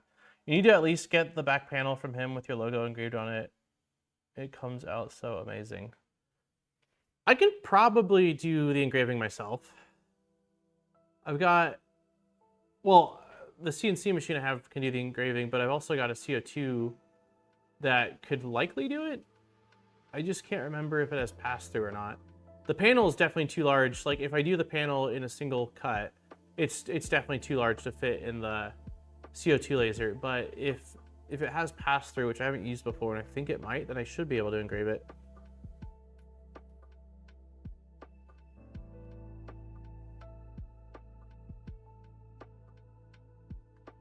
You're just doing 3mm panels? You don't have any concerns about flex in the center? Because what they give us is 3mm panels, if I'm not mistaken. It looks like 3mm. I just worry that in the center it might not be, like, it might be a little bit flimsy in the center. Plywood panels would look nice with LED strips. Yeah, yeah, plywood could look nice if you use a, decent quality ply. Can I swap with a Pi? So if I swap to a Pi, I lose the touchscreen, it seems like. Which isn't the end of the world. I mean, I have another touchscreen upstairs. I think the LTX, they're installing the Pi, like the Big Tree Tech 7 or whatever. I bought one a while back, but I'm pretty sure it's a 5 that I could use for now, I suppose. Those are 3mm cheap acrylic. My panel's secure from the outside. Got it. So you're bolting it directly into the extrusions, right? The channels of the extrusions, which I completely forgot that was not the case with this. We were planning on installing panels today, and then I opened up the instructions and was like, oh, you need printed parts. And then, oh, they didn't include the printed parts. I thought it came with all the parts you needed. Yeah, LTX mentioned that they're swapping out all the electronics. On a printer that size, you want a 7-inch screen. I don't disagree, Tuxedo. It's gonna look, if I look small next to this printer, a 5-inch screen is gonna look like just kind of sad. Hey, check it out. It actually completed successfully. So let's take a look at this.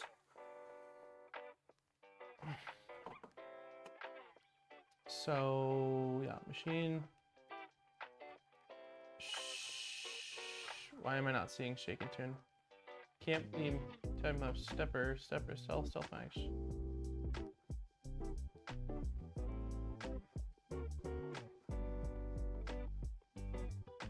Am I being a goofball? Like, why don't I see the puller? Is it?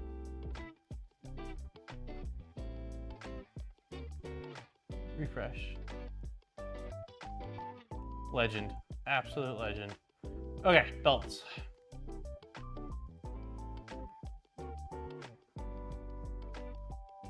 Okay.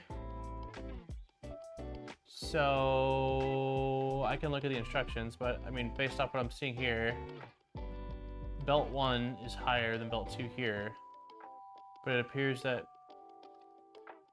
belt 2 is higher than belt 1 here. Not bad? Yay! I did okay. This is my first time like pulling the belts on here, so that makes me happy. I did my best. I did my best. Tension issue. I definitely tried my best to make sure that they were as even as possible as I tuned them. Let's see. Then call the compare. Yeah, we did that. If you're wondering whether you should use sweeping or not, no. Belt frequency profiles. On these graphs, you want both curves to look similar and overlap to form a single curve. So, okay, as we can see there, compared to mine, which don't. So on this one, it needs to go up higher, and this one needs to go up, or go down a bit. Try to make them fit as closely as possible in frequency and in amplitude. Usually a belt graph is composed of 1 or 2 main paired peaks, so which is what we have. It's acceptable to have noise around the main peaks, but it should be present on both curves with a comparable amplitude. Keep in mind that when you tighten a belt, its peaks should move diagonally toward the upper right corner, changing significantly in amplitude and slightly in frequency. Additionally, the magnitude. Okay, so keep in mind that when you tighten a belt, its peaks should move diagonally toward the upper right corner, changing significantly in amplitude and slightly in frequency. So the confusing thing I have, or the question I have regarding that is, wouldn't, based off what that's saying, up and to the right, doesn't it seem a little strange that the belt B is lower here than belt 1, but higher here than belt 1?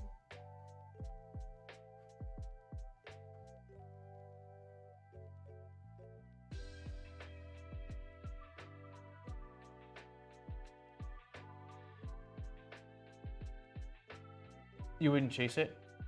Is this, so this is the plot then? So basically it's showing like this is the ideal range, like in the green, and as close to the center as possible.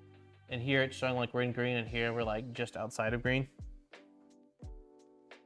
It's probably just an artifact at these lengths, manufacturing. That little dip in the middle could be anything. Got it. Okay, so based off of people that we're good. Okay, cool. Well, that makes me happy then. Let's just do input shaping next and see what that looks like. Yeah, so I guess this is probably like a pretty ideal scenario. I mean, this is an ideal scenario where it's like, I mean, they're not exactly overlapping, but they're really damn close. And then it's much closer to the center of this.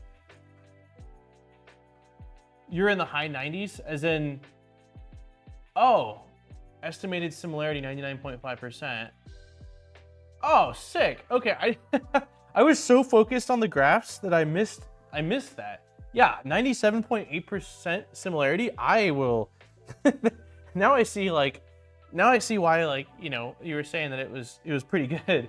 I was looking at this, and from this, like, I guess, you know, obviously a graph is all relative because the closer you zoom in, the further that these would be apart from each other. But like looking at this, I was like, all right, well, you know, doesn't seem horrible, but not fantastic. But that looks solid. Okay.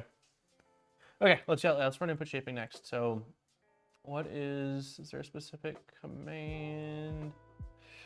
Macros, axis map, axis shaper, create vibrations. I assume it's this. Wait, axis frequency component tune input shaper system.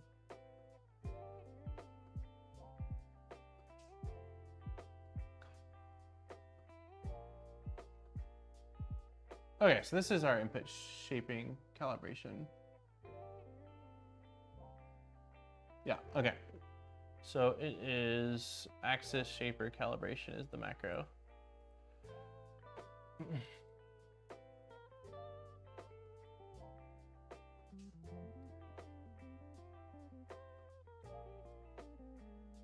All right, and we're off. Let's see if it errors out on us.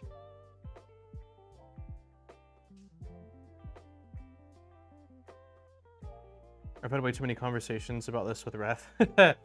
I met Ref last year at 3D Printopia and had some conversations with him about input shaping, and that was fun.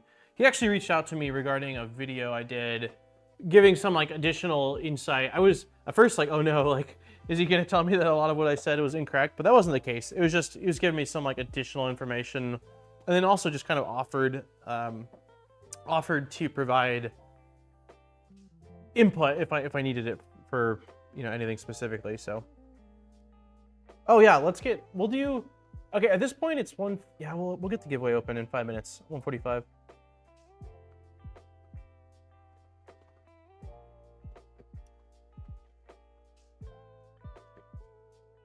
I did a stream a couple months ago. Only 59 likes. Smack the like button for 98% belt similarity. if that won't get you nothing, well. Yeah, I think it was Wrath at least. I'm pretty bad with names, but the Wrath is the like chasing unicorns guy, right? It's got to be the same guy.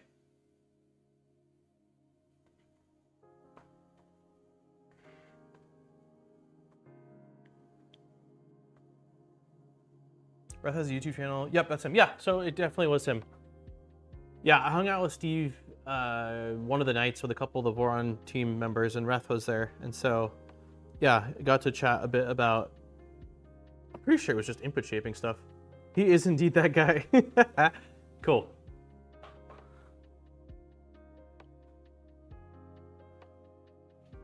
Cool stuff. I'd imagine tuning belts is important on a big printer like this. Yeah, I mean, with Core XY printers, because the belts are working, the motors and belts are working together to drive the printer in various directions versus a bed slinger or a machine where like one belt controls X, one belt controls Y. I think that having as similar tension as possible is even more important in this scenario. But yeah, you amplify that by increasing the distance and the scale of the machine, and I would say that it probably becomes even more important. This machine does use 9mm belts, yeah. For all, yeah, for X, or for A, B, and Z, it's all 9mm across the board.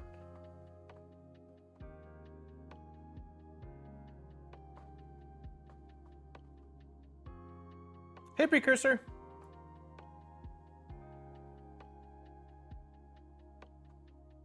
Okay, so it's done with X, now we're doing Y. I think.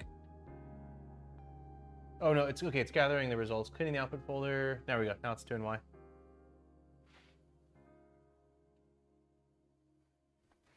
Does anybody know what the nozzle size is for the Prusa XL silicone printing accessory? I do not. We were talking about that a little bit on the charity stream on Sunday, but that was not one of the things that came up.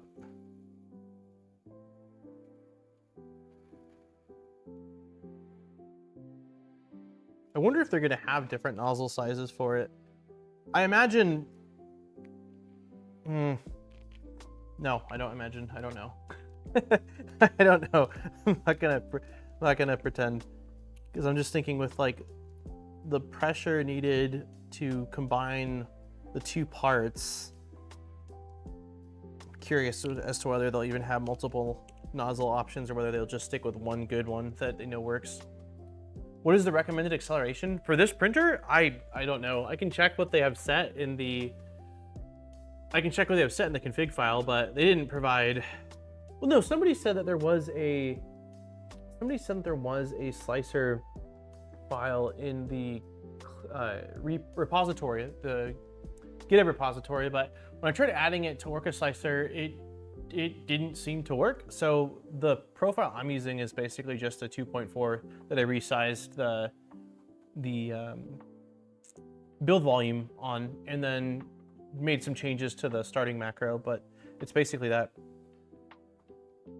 If anyone was curious, replacing all the belts is $160 for Gates 9mm. Jeez.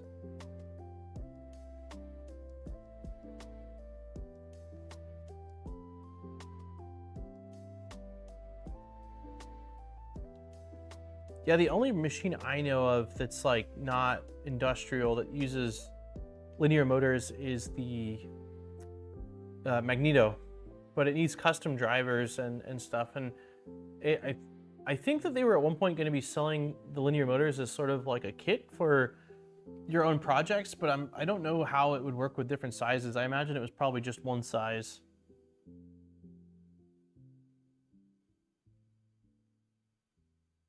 Dang, that sounds like a lot to me, but I've only had to purchase very small amounts of 9mm belts, and certainly nothing to this scale. So at this size, it's going to be about twice as much.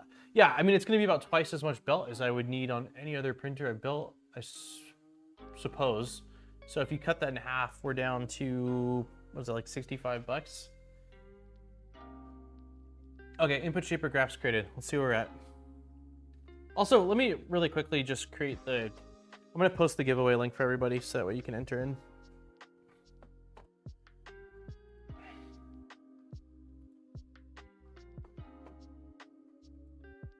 Send, shorten, copy, then I have to paste it here.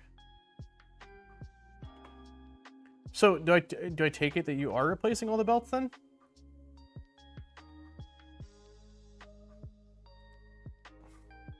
Okay, giveaway link is officially pinned in chat. So for anyone that wants to enter in, these were, oh, these are not, oh, these are Gates belts. Cool.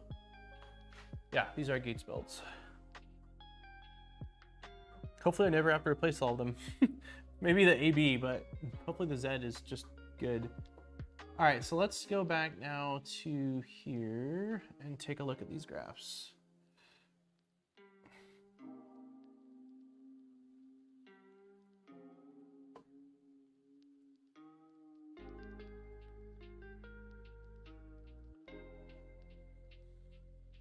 Okay, there's two peaks. This is way different than I'm used to seeing. So I'm fairly proud of this peak, but this peak, unless something has changed with the way this is ran, I don't think we should want to see a second peak.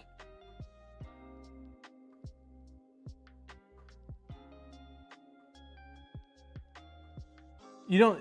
You might have to refresh the stream, like, or refresh the page. Spanner. It should be pinned at the very top of chat. Okay, so let's take a look at the other one. Wait, was that the first one I did? That might have been the first one I did. Okay, so this one only has a single peak. This is Y. But, oh yeah, that doesn't really matter. Like, so the Y is our bottleneck for sure, which is sort of to be expected, but this is saying that with ZV, the max acceleration is 4,680. Because our power spectral density is 1E4 for Y, and it is also 1E4.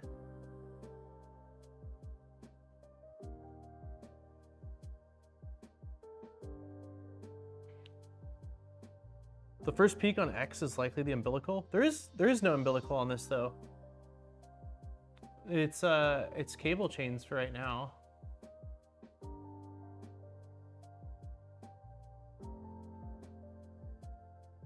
The giveaway is global. Yeah, anyone can enter in anywhere.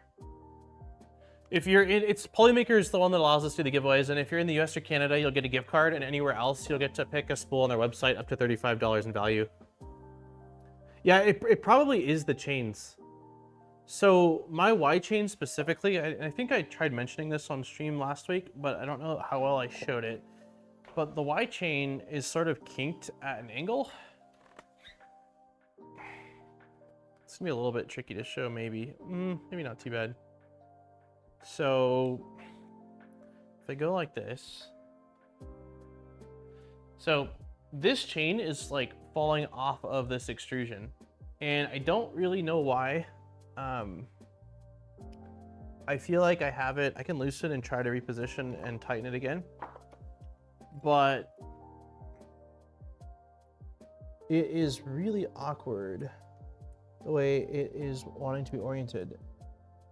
This part right here is PETG, so there's definitely a bit more flex to it than, yeah, it's not really going to change anything at all because the holes where they're at, there's not much of a, but yeah, this Y chain specifically sort of like veers to the right. Having a panel in here will help keep it aligned, but it is gonna, like, if it's pushing it in, I would imagine that's gonna still be creating some drag on the Y movement. So I don't know. I know that Canik, I think, switched over to umbilical. I'm not sure, like, if I'm gonna do umbilical, I think that I would want some kind of like a, like, keyback or a key card retract thing to hold that long cable up and out of the way, because I've had issues with sagging umbilical cables, and at this distance and the amount of cable that would need to be up, that's a concern. I know also that Steve has shown me that he has done where the umbilical cable, instead of it coming up and then going down here onto this cross beam and then being routed down, he's ran it where his umbilical cable, I think, if I'm not mistaken, runs up to here. And so it does make the umbilical cable longer. I think on his, if I remember correctly, he like routes it in the extrusion and then down the side there, something like that.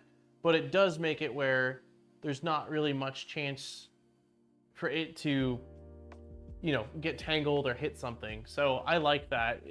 As long as you're not running into any interference or noise issues or yeah, just communication issues due to the length. But I don't think, as long as you have decent wires, that it's going to be an issue.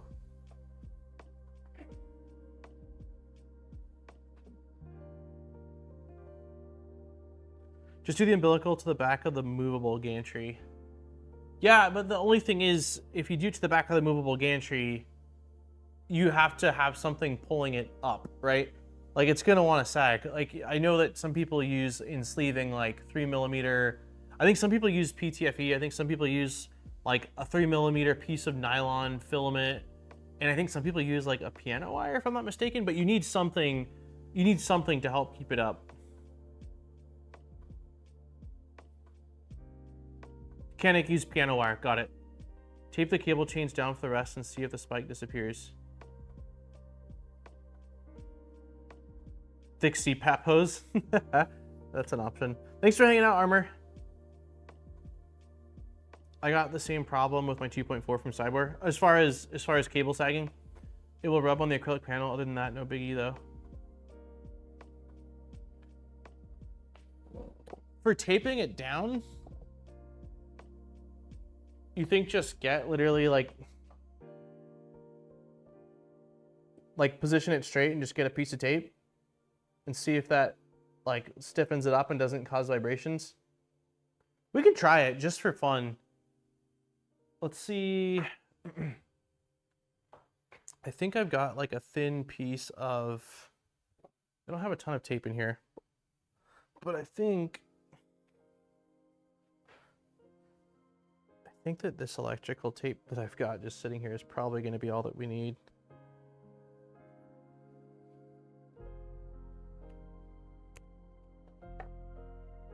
I should be able to pass it through.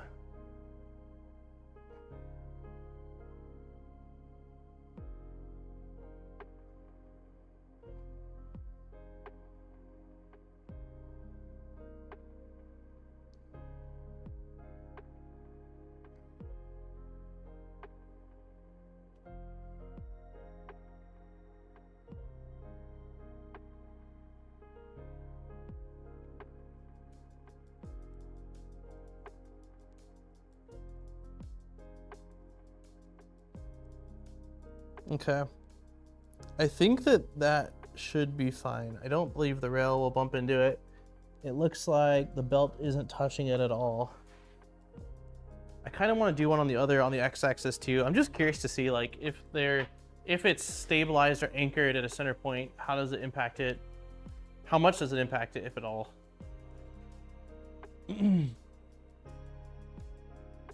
It will impede the motion of the gantry if I need to home, but for the sake of just running the test really quickly.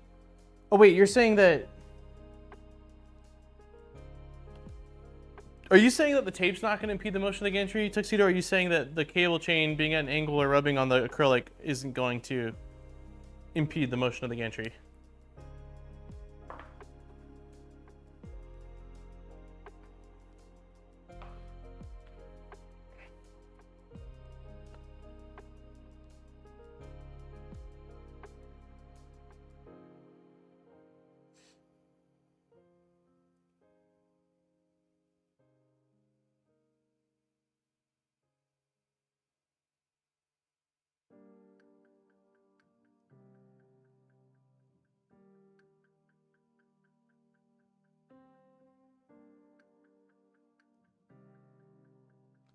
crap. Let's see. I think that the motors might have just, I think the motors might have just disengaged, which would mean that, I'm gonna have to cut the tape. No.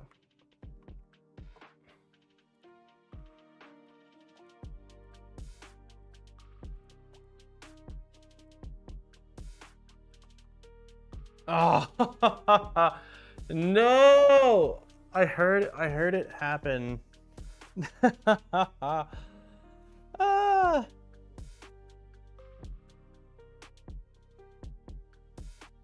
I don't think your Y chain is affecting X at all. Yeah, I think you're right as well. I was just more curious. I don't think that the Y is affecting X. I agree with that statement. I was more just curious to see if it had any effect on the graphs at all, X or Y, by having these stationary. I don't think cable chains help. I don't think cable chains help with smoother motion. And I think that the more chain you have like this, it probably has more of an impact on it than just, you know, a smaller, more standard size printer. But yeah, I'd be curious to know. I'd be curious to know for anyone else that has one of these Venture XLs what their graphs look like with the stock setup like I'm running.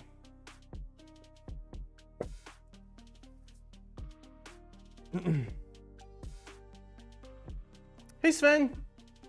Yeah, I just was trying to see if I basically anchored down the long cable chains at some point, like midway through or something like that, would it have any impact on those graphs that we just got? I more just wanted to see it for myself, not that it would really change anything in the grand scheme of it all.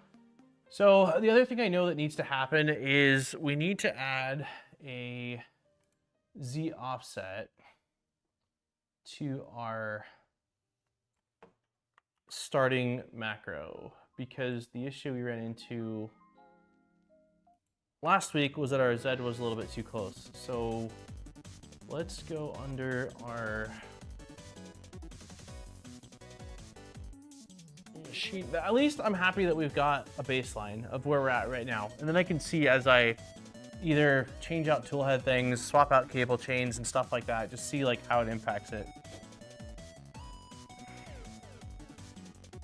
Sorry, I haven't been catching up and came in late. Good harvest this year. Yeah, it was overwhelming this year. I'm assuming you're referring to the garden, but like I went way too hard, and next year, not that I'll be scaling back on what I plant next year, but I'm going to be more strategic about it.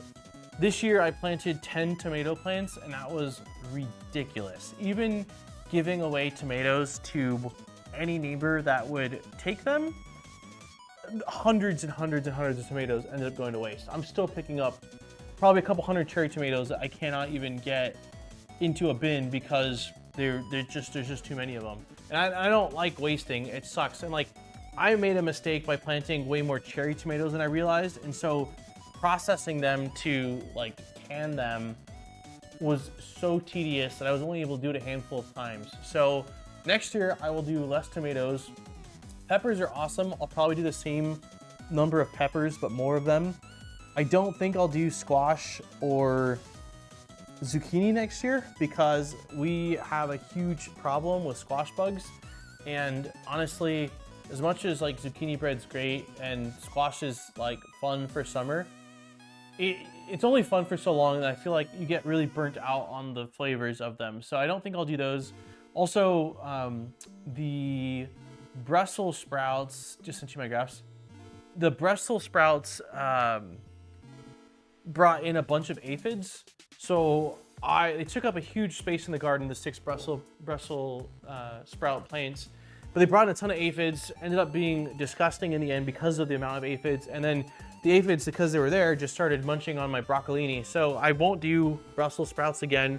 So the main things I'll do next year is less tomatoes, more variety of peppers, more melons. The cantaloupes turned out delicious. I think we only got 6 or 7 in the end off the plant, but they were absolutely delicious. So I don't know if it was Andrew Andrew Rogers, you're still in chat, but I feel like you had mentioned sometime over the last couple months, they were like sugar sweet watermelons or baby sugar sweet watermelons. I want to try those in addition, and then just more fruit. And as far as other things I didn't do this year, I want to do potatoes, garlic, and onion as well. Those are ones I really want to do. But yeah, the harvest was insane.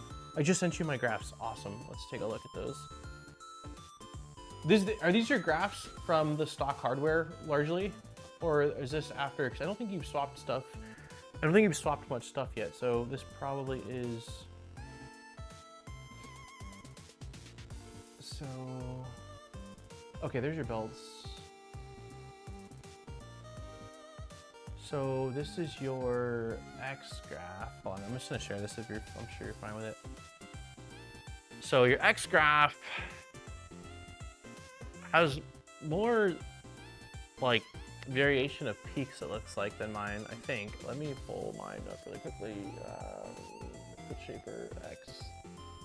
Yeah, mine definitely has more of a solid peak, but your, let's see, 1E4, this is up at 8, and yours showed 1E4.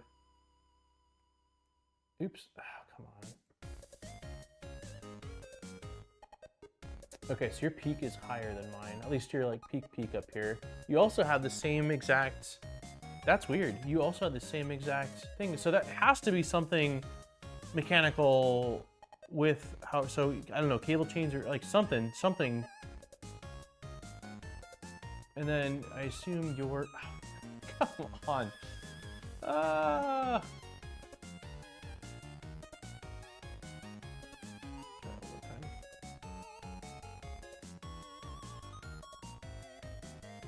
So your excels are similar, but slightly higher than mine, at least for your MZV and EI or EL, I think it's EI, is higher than mine, but not too different looking.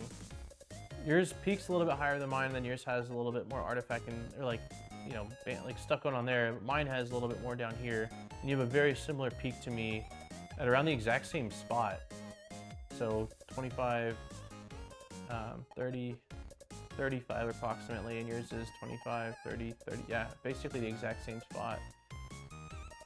So let me see what your Y looks like. Oh, your Y looks sharp. It looks sharp, which I think is pretty similar to how mine look.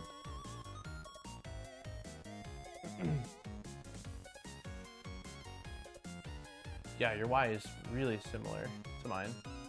Both really sharp peaks, right about, is that 35 maybe? Interesting. That peak is basically right where, so the Y's primary peak is right around where the small peak is on X that we both have.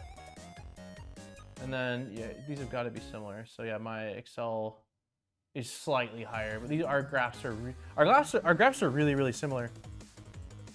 Energy on LTX is vastly lower. Where are you seeing that? Allowed smoothing default, allowed smoothing square corner. Where are you seeing that? I haven't noticed movement in my Z joints, but we'll check when I change the belts this weekend. I know that Taylor showed a video on Twitter, he like tagged me, and that his Z joints looked like they were really, really loose, and he said he ended up having to put a washer in them. So when I went out here today before streaming, I checked mine, and like, yeah, if I push up on them, there's a little bit of play, but that's just that's like the belt movement. I didn't see the same level of movement that he showed. Vertical number on the graph. Oh, got it. Yeah, got it. So although this is both 1E4, his peak is at like, you know, 1.75, while mine shows at 5. Got it, that makes sense. So that must be then why there's such variation, like, what is this, 30% more max Excel? I think though our X's at least were really similar to each other as far as the numbers on the left side. I think they were like pretty much identical. So mine goes up to 8 and is mine up to, oh, whoa, no, they're lower. Substantially lower. What does that mean, yeah, his is substantially lower. What does that mean? It's been a long time since I remember researching the graphs. So we're both in the same, like, 1E4, but yeah, why would the numbers be so much lower?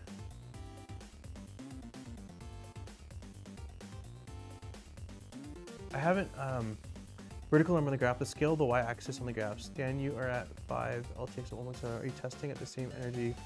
You're not testing the same.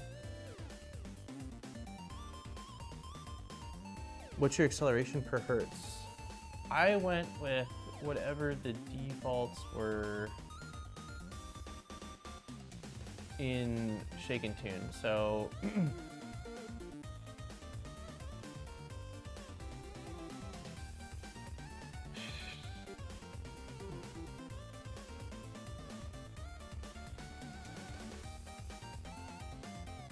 I'm at 100.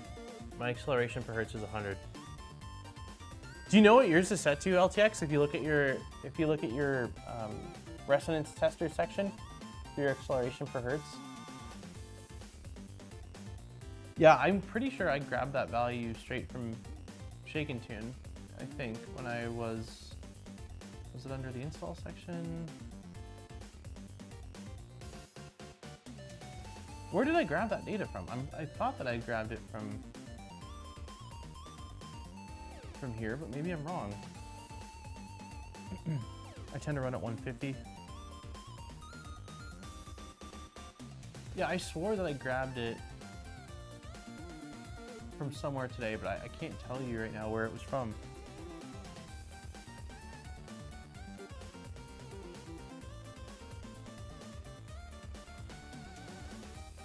A friend of mine wanted me to build him this printer. I'm glad I watched this play out. This holy crap, I think I dodged a bullet. Yeah. I think that for anyone that is going to build this printer, like, you're basically seeing a lot. If you run low, you're basically seeing a lot of noise. Got it. I wish I knew. I'd have to look back at the stream GPs, but I added those values sometime in today's stream, and I cannot remember where I grabbed those values from. I thought for sure it was. I thought for sure that it was somewhere here, but I'm not seeing it now.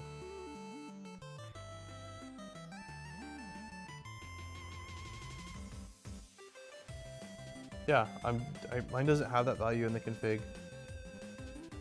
If you run high, a lot more can vibrate. I'm building it now, holding for tube compact. I'm learning a lot right now. Does anyone remember where I grabbed those values from? Because yeah, LTX is saying he doesn't have those values in his config, and before a moment ago, like before we ran this, I didn't have these three lines: acceleration per hertz, sweeping accel, and sweeping period. I grabbed. You know what? No, this was. Somebody gave. Delmar gave this to me. Yeah, it was from the boron. Okay, it's all coming back to me now. It was from the boron pin thing. So if I go to, can you see my screen? Yes, you can still. So yeah, Delmar posted this, and this is where I grabbed it from. I get to, oh, there we go. So this is from Wrath on January 3rd. For now, until more testing can be done, please run all belts, input shaper, etc. using sweeping period 0. This includes standard clipper, test 18. Please use this config with your probe points at the middle of the bed. Change them. So yeah, I guess the primary thing was just to set sweeping period to 0, because this was sweeping when it was running input shaping. Is yours sweeping when you're running at LTX? Because I turned, like, that's why I added this, was because it was doing the sweeping thing, and I heard that it wasn't really that reliable.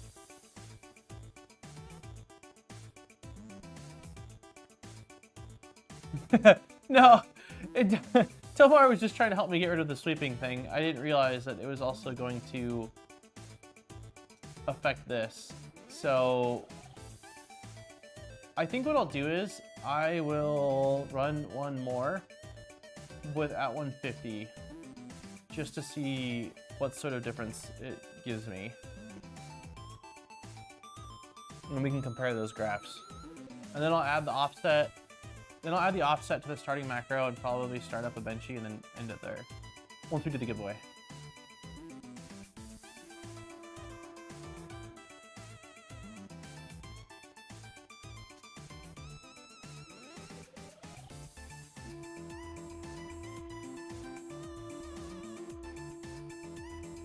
So in about 5 or 6 minutes, I'm going to close the giveaway entries. If you haven't entered in, there's a link pinned in the chat, and it's for a either gift card or spool of Polymaker filament, depending on where you live. It is a global entry competition, so you absolutely don't have to enter if you don't want to. That is your decision. But if you do want to enter, I want to make sure that you are aware that it's going on and that you get the chance to enter, because I will close it in about 5 minutes.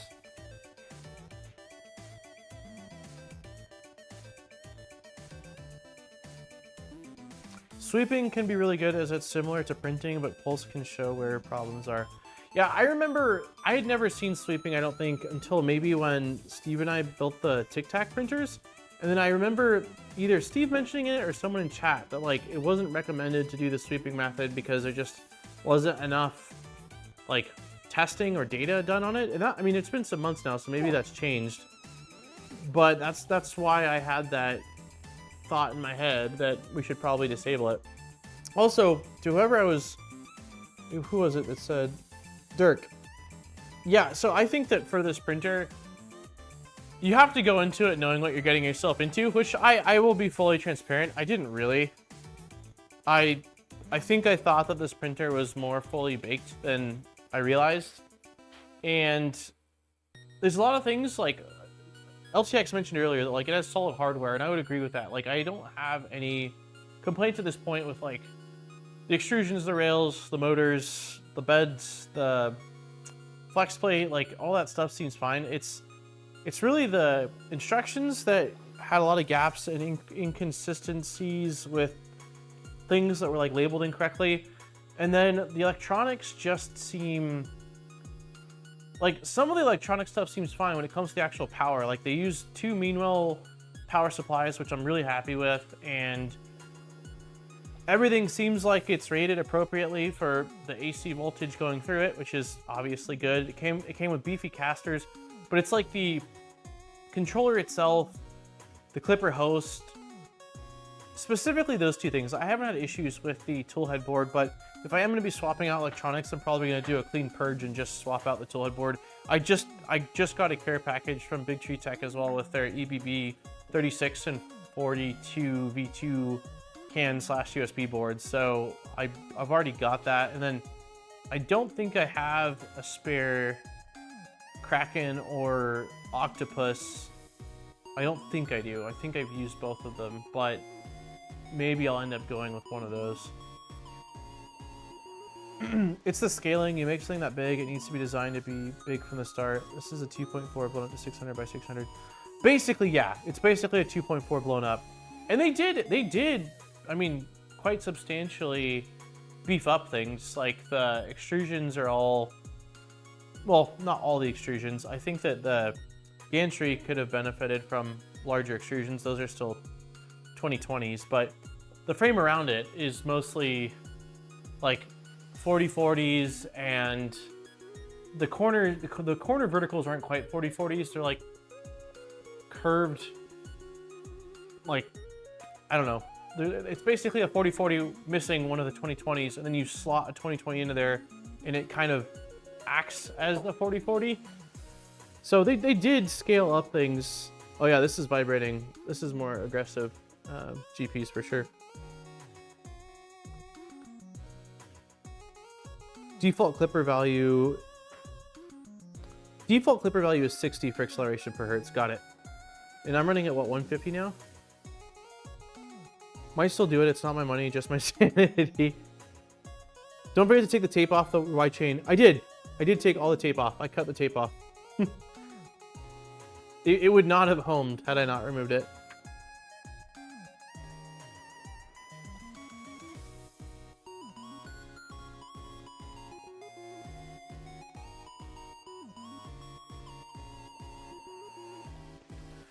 Nothing I've seen makes me think this kit is worth it. That's fair.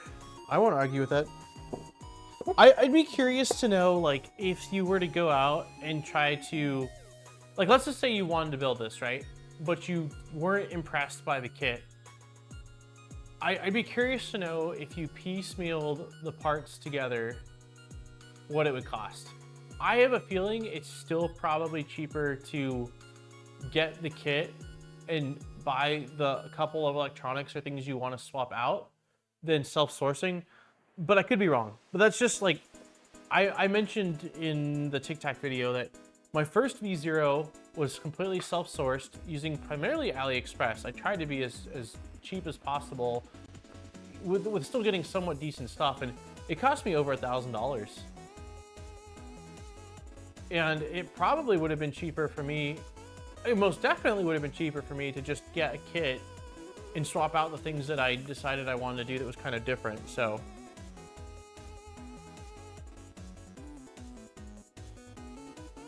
how much is it again? I want to say retail on this is $2,000,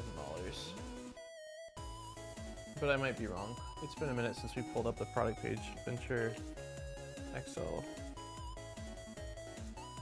$2,200. Yeah, $2,200. It would be good if a lot of kits don't supply electronics. They never the combo I wanted. That would be pretty cool if they, yeah. That would be pretty cool if there was an option, like 2 options of kits where one of them is like turnkey and one of them is you provide your own electronics. Good kits didn't exist when I built my Trident. It was a much different experience helping my Sony 2.4 a couple years ago. Yeah, I think that when I built my V0, that was prior to LDO or like any decent kit existing. I built my V0, it was, let's see.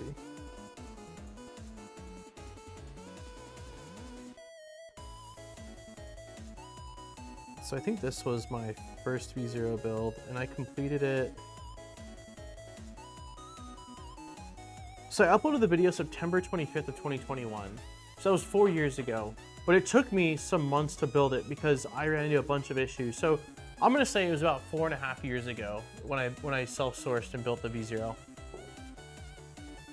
I replaced about 50% of electronics on my Micron. Where did you get your Micron R1 kit from though, GPs? Do you see the new EBB Gen 2 board support up to 120 watt hotend so you can put something actually useful hotend wise on it with one? That's awesome. I didn't actually see that. I just got some in. I didn't realize that like basically a package was gonna show up with 2 of them in there. I might do a video on them. I haven't done just a video showing off a new board in a while, and I do think that the this Gen 2 of this toolhead board is pretty cool for people that are doing any sort of DIY printer build. I'm almost tempted to try to throw one in my Trident with takeoff. Okay, let's take a quick okay, here's what we're gonna do. I am going to let everyone know that we're closing up the Polymaker filament stream giveaway as soon as we're done looking at these graphs. So if you want to enter into this giveaway drawing, it's pinned in chat. You've probably got another 2 minutes, and then we are going to do the giveaway drawing for this. So it is my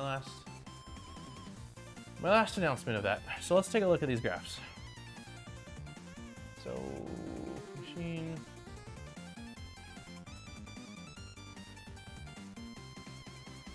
Okay, so these are our newer ones.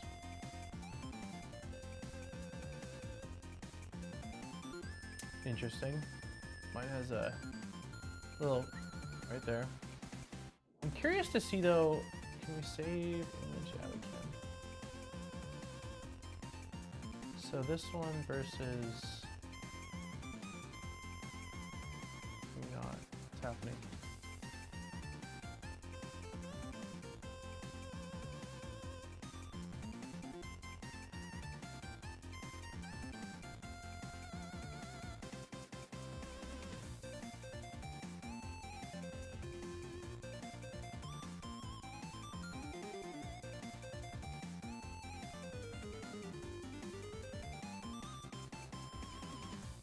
Okay, so you can see, I think that must be the value there. So this is, yeah, the one we ran at 150. And then this will be Yeah, this is the one we ran at 100, so at least it's labeled.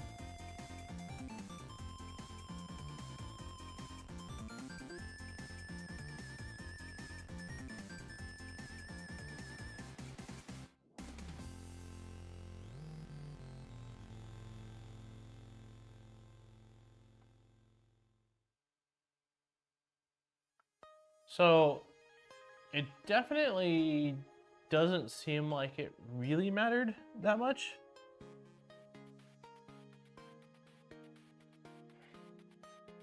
I see the 1E5 versus the 1E4, but if we're looking at like the actual tables generated, like the values are nearly identical. I mean, we're talking a difference of math here. Is it 210 acceleration difference between those ones? Like 50 between those ones. And the peaks appear to be in the same spot. The only real difference I see is this little like leg thing right here. This little like, well, I don't know what the cause of that was. But outside of that, it does look like the results are pretty damn similar. Got it. Okay. I get it then. So you're saying though, like if for some reason you're getting all sorts of crazy looking chatter stuff, then you can up the frequency to like get to where the true noise or true peaks are. But in this instance, as we can see, like it wasn't necessary in this case. Dude, I've never ran the belt comparison graph before, and I'm very proud of it. So this was without any sort of like adjustments. This was just from when I built it.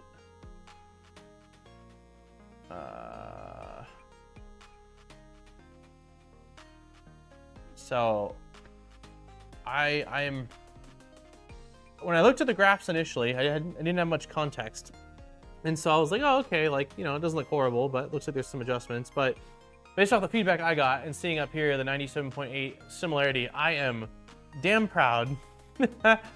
I am damn proud of that. Yeah, that was just off the old feelers, man.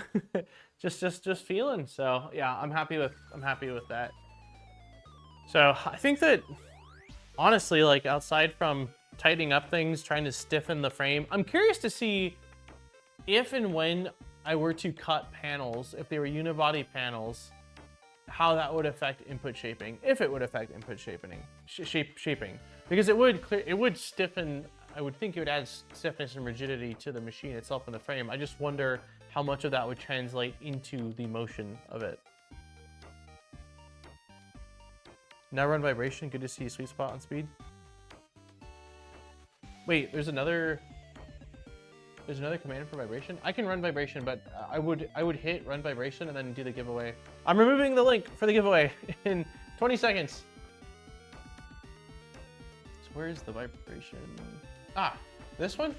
Measure global machine vibrations as a function of total direction and speed to find problematic ranges where there are 300 cubic cells and more PFAs in order to optimize your slicer speed, TMC driver parameters. Interesting. Okay. Sweet. We'll try that.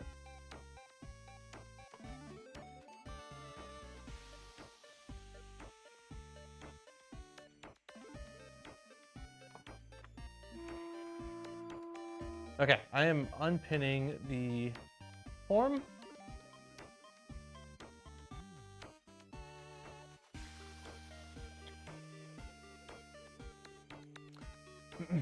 I would love to be a fly in the Bontic factory to see all the machine and SLS parts being cranked out. Yeah, me too. Your fuel has more ADC. Stiff is not always good. That's fair. Because I mean, we ran into that sort of with, I don't think Steve and I have still figured out what the heck is going on with our VZBot builds that are having all sorts of crazy VFAs, but I have a feeling that it has to do with the stiffness of the machine. I mean, it's probably something to do with also the motors and the drivers, perhaps, and maybe the voltage being applied to them, but I do think like the stiffness makes it more or less forgiving and even amplifies some of the vibrations. Also, I think I'm pretty sure I said hi, John, but if I didn't, I thought I did. Hi, John, and hi, projects.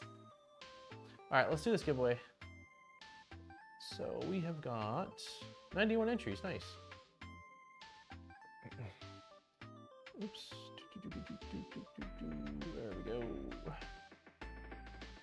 I've never seen this test. I'm kind of curious. It looks like it's just slowly moving. Sounds like it's vibrating while moving. Yeah, it's definitely doing some micro vibrations while it's moving as well. Okay. Okay. Okay, come on, Delilah. Thank you.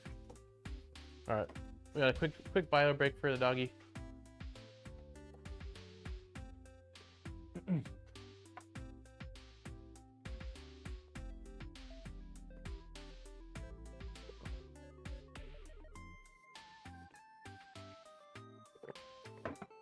Have you thought about putting a 2.85 millimeter extruder on this printer? No, because I strongly feel like 2.85 has been a dying diameter for quite a long time. And I just don't want to go through the hassle of trying to source material for it when I've got like hundreds and hundreds and hundreds of spools of 1.75. Like the only companies I remember from years ago that were still using it was BCN3D, Lulzbot, and Ultimaker. And I don't know if BCN3D, I think they're still around, but I haven't heard much from them in a while. Lulzbot now offers 1.75 tool heads, so they're now less inclined to keep that diameter going. And then I don't know what's going on with Ultimaker or Maker, what is it? Yeah, Maker, whatever their merger happened. MakerBot and Ultimaker joined forces now, so. Ever tried a milled lightweight aluminum gantry? I think I'm running it on, yeah, I'm running it on this printer. I'm running it on this V0 that's currently sitting on the ground here. This was a, hold on, let me try to see if I can turn this printer off. Oh, we're doing the giveaway first. What am I saying? Let's do this giveaway. All right, we'll give away and then I'll get distracted for a little bit here. Alrighty, so thank you to Polymaker for letting us do another giveaway here for anyone that hasn't been in one before. The way it works is the winner will receive an email from me within the next 24 hours, usually same day. And if you are in the US or Canada and you win, you will get a $35 gift card to Polymaker's website. Anywhere else that wins, you will be able to choose a spool of filament on Polymaker's website up to $35 in value. So that is a pretty massive range of options to pick from. So big shout out to them for letting us do this. And if anyone needs to pick up filament and wants to support the channel, there are links in the description over to Polymaker's website where you can pick up some great filament, and it doesn't cost you anything, but it does support the channel. So it is never required, but always appreciated. And on that note, let's go ahead. Hey, can we not spin? It's on my name now. Let me, did they change it? Because I thought it was always, hold on, let me refresh. There we go. Sorry, John. Sorry, John. No, we're not doing that nice. Somebody give me a number. Somebody give me a number. Come on, Delilah. Jeez, it's cold out there. Hold on, I'm gonna let Puppers inside. Monkey, are you out here too? Nope. Oh, you're okay, baby. Come on.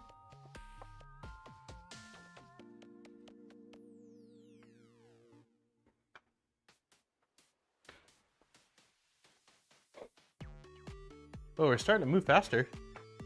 Okay, where's the numbers at? We got Tuxedo with 12. We'll do 12. 12 it is today. Alrighty. 1, 2, 3, 4, 5, 6, 7, 8, 9, 10, 11, and 12. All right. Good luck to all of you. Let's do this giveaway. Here we go in 3, 2, 1, spin.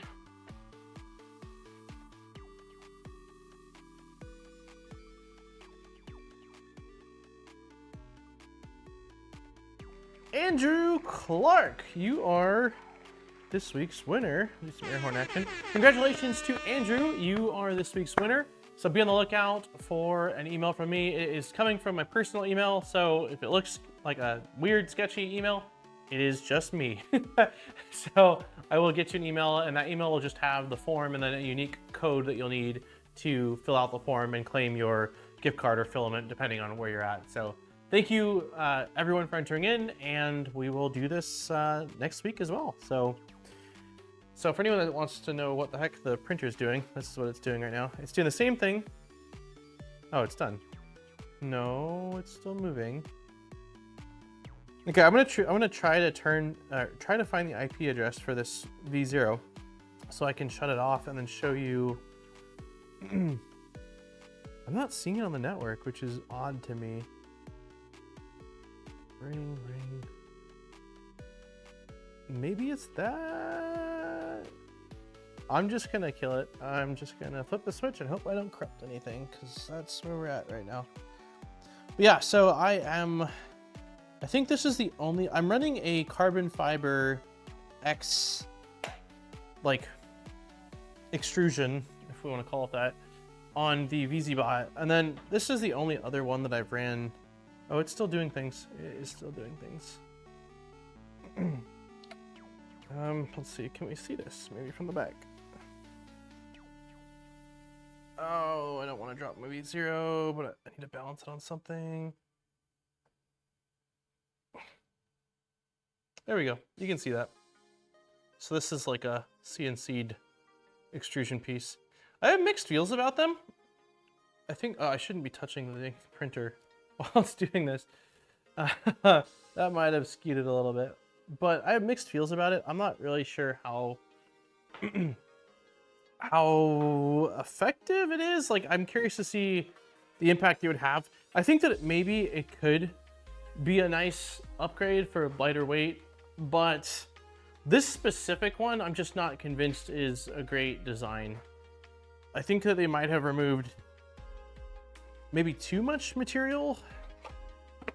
I don't know. There are some printers that are just running linear rails with nothing else tied to them except for like the ends on the specifically the what are they called? Somebody help me. The cross gantry stuff. Why can't I think of what? It's something engineering, not armchair engineering. It is Annex. Annex is, yeah. So Annex runs machines without any support on the linear rails. It basically, they're just grabbed at the end. So maybe it's not too little material. I would need to see testing. I'd love to see somebody test like an extrusion, then swap it out for like a hollow carbon fiber rod, then swap it out for a CNC'd extrusion with like, you know, some removed material, but still relatively beefy. And then one that's like more skeletal and see. I have concerns that the skeletal one can twist or bend easier if you're not careful, because there's just not a lot of material, and that could lead to all sorts of other issues. And I just wonder if you're applying belt tension. Yeah, I don't know. I have concerns. 24/7 Printing has that video? I'll have to check. Rook also, yeah, there's a handful that have, I suppose, just linear rails.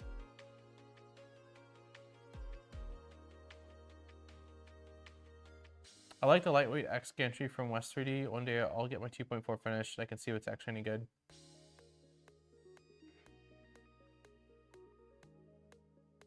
The focus is fixed, right?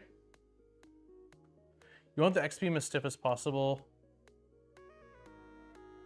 Cabinara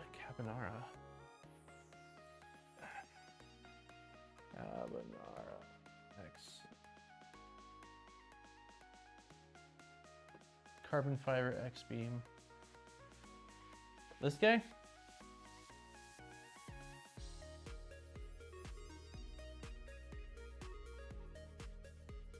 Carbon fiber X-beam for boron.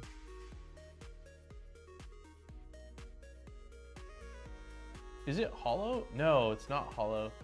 Is there steel on the inside, like carbon fiber? Wow, there's a lot of hardware passing through that.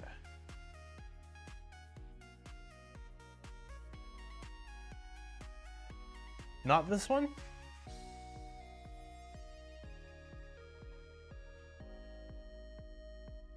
For all the US peeps, don't forget my time change What are you streaming right now, Down Under?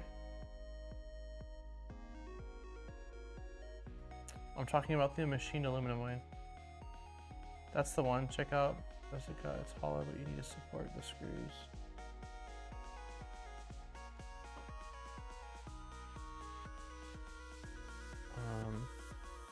Brazica? Braz.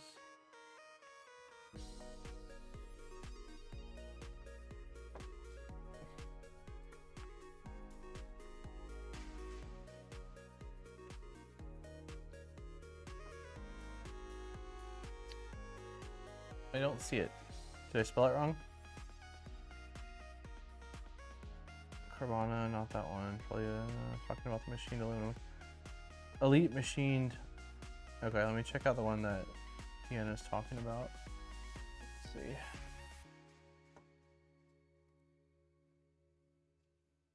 Yeah, so this is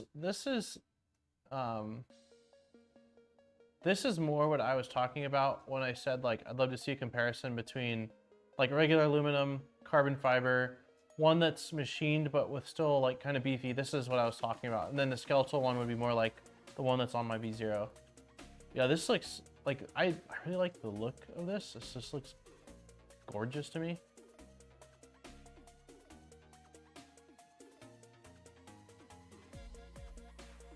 Is this the one you're talking about, GPs? Like the other one you're talking about? Or no? Yeah, this thing looks sick. Harley carbon fiber is still a little heavier than the milled aluminum because of the inserts. Got it. Yeah, this thing is really pretty and pretty spendy. Pretty spendy. It's crazy. It's crazy to me. Like, I know that it's all relative and custom printers and like quality parts just cost more, but seeing like an X beam for, I get that this is a 350 millimeter and it's an extreme example, but for 150 bucks is like, it blows my mind when someone was just asking me about like getting a first 3D printer and I was showing them the A1 Mini for $199, which is like the full printer. I understand, like they're completely, you know, it's the like the Civic versus the Ferrari or something like that, but it is absolutely, this is a gorgeous piece of hardware. I wish they made that for the Merc. Yeah. I wonder how hard it is to machine something like this with a CNC machine. Like, I don't think that it's like, oh yeah, baby's first project. Let's like, there's clearly a lot of stuff. Like this looks like it was also like post-processed with maybe like bead blasting or sand blasting and then anodized or something like that. I think it looks like there's certainly, or maybe it was powder coated. But like ignoring the actual like post-processing techniques, the actual toolpath generation, it looks mostly like, you know, a bunch of triangles with, obviously there's a lot of like flipping the part around because it looks like it has stuff on all sides of it. It's probably really challenging. It's probably pretty damn tough.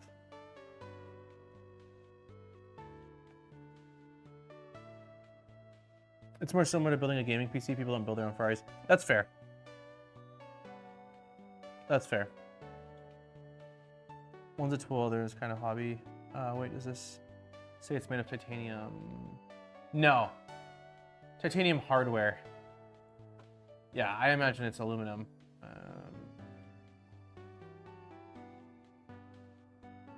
CNC construction, light profile. Am I missing it? Ultra portion of the designer provides a low profile, increasing stiffness, thermal expansion. So yeah, anodized black with a highlighted Born Design logo, chrome face. Yeah, it's really pretty.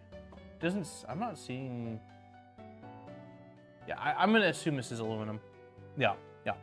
They should make that for the Venture. Looks like machine casting. Yeah, it's really nice. Whatever person or machine shop they're having this done at is clearly very experienced and talented. So, all right, let's take a look at the vibration graphs, which are going to be here. here. Vibrations. Okay.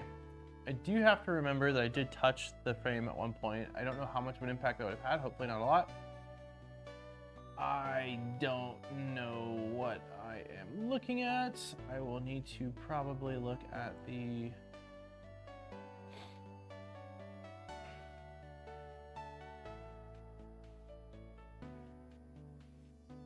Okay, so global speed energy profile. This plot shows the relationship between toolhead speed and vibration energy, providing a global view of how speed impacts vibrations across all movements. By using speeds from the green zones, your printer will run more smoothly. Interesting, got it. So this is basically saying that in our case, between 50 and 90 approximately millimeters per second is the most noisy areas of speed, and then around 125. So anything between like 90 and 120 is clear, and then anything from 130 in onward up to like 200 is clear. Sent a few videos in Discord. Okay, so that's what that's showing. It's basically showing us our safe zones, or like the recommended speeds to print at for minimal chatter and VFAs. This graph is the most important one of this tool. You want to use it to adapt your slicer profiles, especially by looking at the vibration metric curve. Helps you define. Interesting. It would be really fun to do a video on this, but it's so technical and I'd have concerns about translating something incorrectly, which I don't want to do. You also want to make sure that you pick speeds in the right top and bottom graphs where there isn't a peak. Right top and bottom graphs where there isn't a peak. Got it. So it looks like the peak does fall within the white range here. And then on the bottom graph, the peak is like right at 200, so you can't see it, but it's somewhere right here. That's really interesting. It's pretty cool. I'm glad you had me run this, GPs. I've definitely never seen this looked at before. Okay, I'm gonna take a look at your video and then we're probably gonna call it here. I said this was gonna be a short stream and I'm a liar. I had fun. This is not at all what I thought. I thought it was gonna be just like installing acrylic panels all stream, and I enjoyed this. This was a lot of fun. Okay, so let's see. This is what GP shared. This is the Brazuca 2.4 with Carbonara and Monolith. Those are all crazy names. Wow. What is the tool head that you're running on that? I cannot tell at all. That's crazy.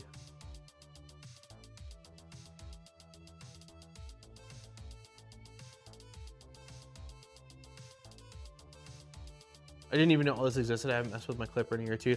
Yeah, I know Shaken Tune's been around for a while. It's probably been around for at least a couple of years now, but I think it's evolved a lot. And yeah, I think it's evolved a lot.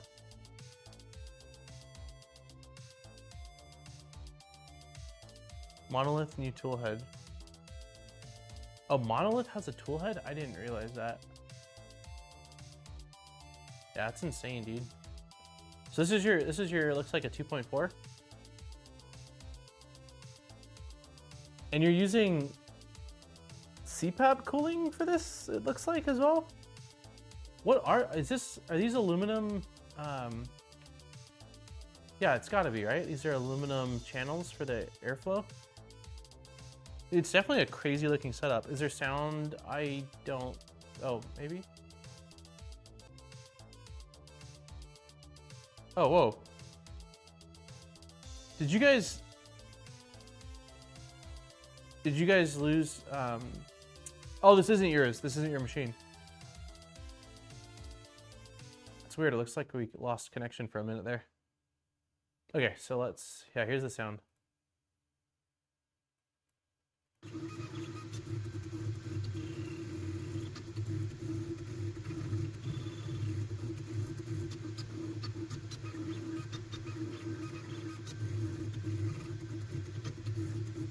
It's crazy. That's really crazy. I probably should have said get everyone else to buy at least one of every size, and it'll be cheap for you when they purchase or pass the machining cost. Chicken tune has gotten crazy good. Yeah, it seems like it's evolved a lot. It seems like they've cleaned up docks as well too, because I remember looking at it at one point. It was just like a cluster. This was before we moved into here, so it would have been probably 2 years or so ago now, more. All right, y'all. I think we are gonna call it here for today. We did do one of the things I thought we were gonna do, which was play around with input shaping. I'm super happy that we got the Linux distro on the back end updated, so it's not pointing at the Chinese servers, and I'm very thankful that I had help with that, because it was an issue I ran into when I was trying to update things a couple weeks ago. So at least now, although we're on Bullseye, we are on, like, everything else in Bullseye should be up to date, I believe, which is nice. So I still don't know. The game plan is we're starting the Micron Plus build in 2 weeks from today, and I'm not entirely sure what we're gonna do next week. I might print out all the pieces to mount the panels on here. I might. Or I might just wait and try to cut the panels. I don't know. I got to chew on it a little bit. And if I have time, we also might end up...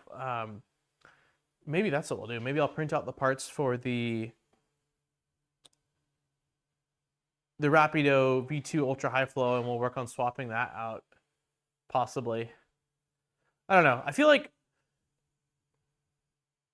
like I'm in a good place to stop on this build, sort of, but it's still like I could spend probably another month or two on this thing working on swapping out things and actually like dialing it in. But for the sake of some level of variation in streams and just to change it up a bit, like I think we're gonna call it pretty soon as far as the streams go on this, and then I will likely mess around with things on my own time, and then maybe in like 60 days or something like that, we can do just like a random check-in stream with this on like updates on this, where we can hang out and I can kind of show you what I've done in progress on it versus just continually streaming it, because it is a lot. What about the acrylic panels? You doing them off stream? Yeah, if I'm cutting, well, so it depends. If I'm installing the panels that came with this and printing out the printed parts, that way it can mount, then we could do that on stream probably next week. If I'm going to be waiting and ordering thicker acrylic, or at least 3mm, I'm really curious, LTX, can you do me a favor? When you install your first polycarbonate panel that's 3mm, can you shoot me a video? I really want to see on like an open side what the flex is like, because in my mind I was thinking I was going to be getting like 6mm panels or something, you know, something thicker. So I'm really curious to see what it's like. I'd hit up Jason and see if they will get you a Leviathan for the venture. It's going to drive you crazy until it's fixed. Yeah, I need to see what I have upstairs as well. I know I've got like a maker. Why can't I never remember their name? Oh, I'm gonna find it. I don't even want to ask for help. Let me find this board really quick here. It is a...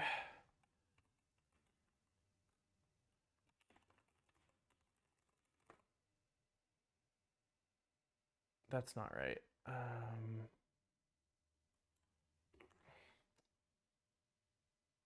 is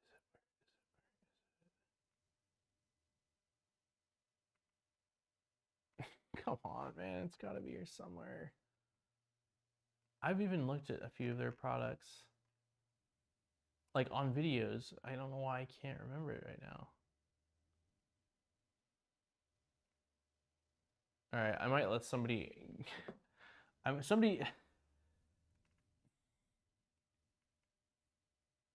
it Maker Tech? What's the company that I'm thinking of that I asked literally a week ago that makes controllers? And they were... A lot of the Chinese 3D printer manufacturers were getting their boards, their first gen Clipper boards, white labeled from them. MKS. It's MKS. Yeah, that's it. It's yeah. So annoyed. I just it's too many like maker things.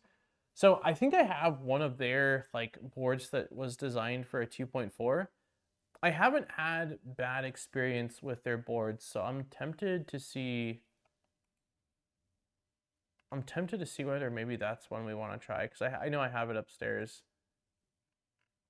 I'll have to take a look at it.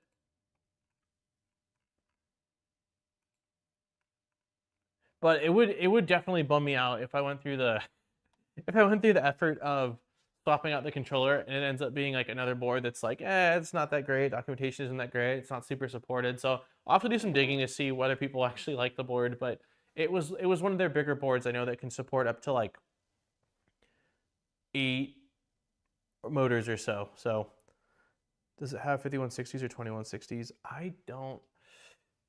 Well, let's see if we can find the board really quickly. I know about where it's at upstairs in my closet, but like Megabase, this is gonna be 3D printer motherboard, and it is going to be. It's not Skipper. It's bigger than that. It's this. I'm pretty sure it's the Monster 8. What I don't know is whether it's the Monster. It might be the V1, not the V2. That's the only thing I'll have to check. But yeah, it looks like it's all. It looks like it's all 2209s, huh? And I mean, not 2209s, but like standard step stick.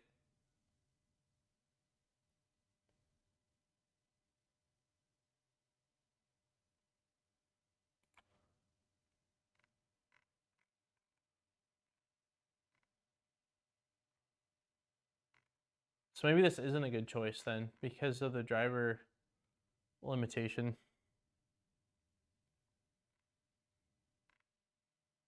Yeah, maybe I won't. Maybe I don't want to use this then.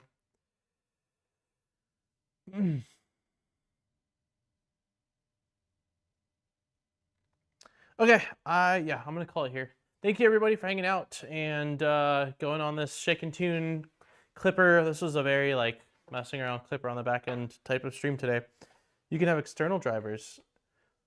Oh, interesting. You're saying like just use a dedicated clipper board that's basically just got its own MCU and drivers. Is that what you're saying? 5160 with Pilot. It would just be nice to have it all cleanly fit inside this electronics bay. I'll do some tune on it. Let me see what boards I have and then figure out what I want to do. But I'm not, that's a future. Like I'm not doing that tomorrow. So I'll wait a little bit and figure out all the other stuff first. But thank you everyone for hanging out and on this first stream in November. I hope you guys at least had an enjoyable time and maybe learned something by going through the shake and tune stuff or playing around with some of the tools that it has that maybe you didn't know existed or just haven't used. I certainly did. So I'm still not 100% sure what we're doing next week. I have a feeling we're going to be just playing with this one more time, and then the following week we'll start anew. And depending on whether this is able to get a cart or not, will determine whether we stay building in the garage or whether I take everything back upstairs and we build back upstairs. So TBD on that. But yeah, thank you all for hanging out. Thank you for our new members, our returning members, our gifted members, the donations that we got, and yeah, just for hanging out on this Wednesday afternoon here. So I will. I'm planning on having a video out this Saturday. Hopefully, I'm very close to where I think I need to be on it, and then I will see you guys next Wednesday. Congratulations again to our winner, and thank you to Polymaker for letting us do that giveaway. I hope you all have a lovely night, and I will catch you guys next time. It's so weird without the music. All right, bye everyone. Take care.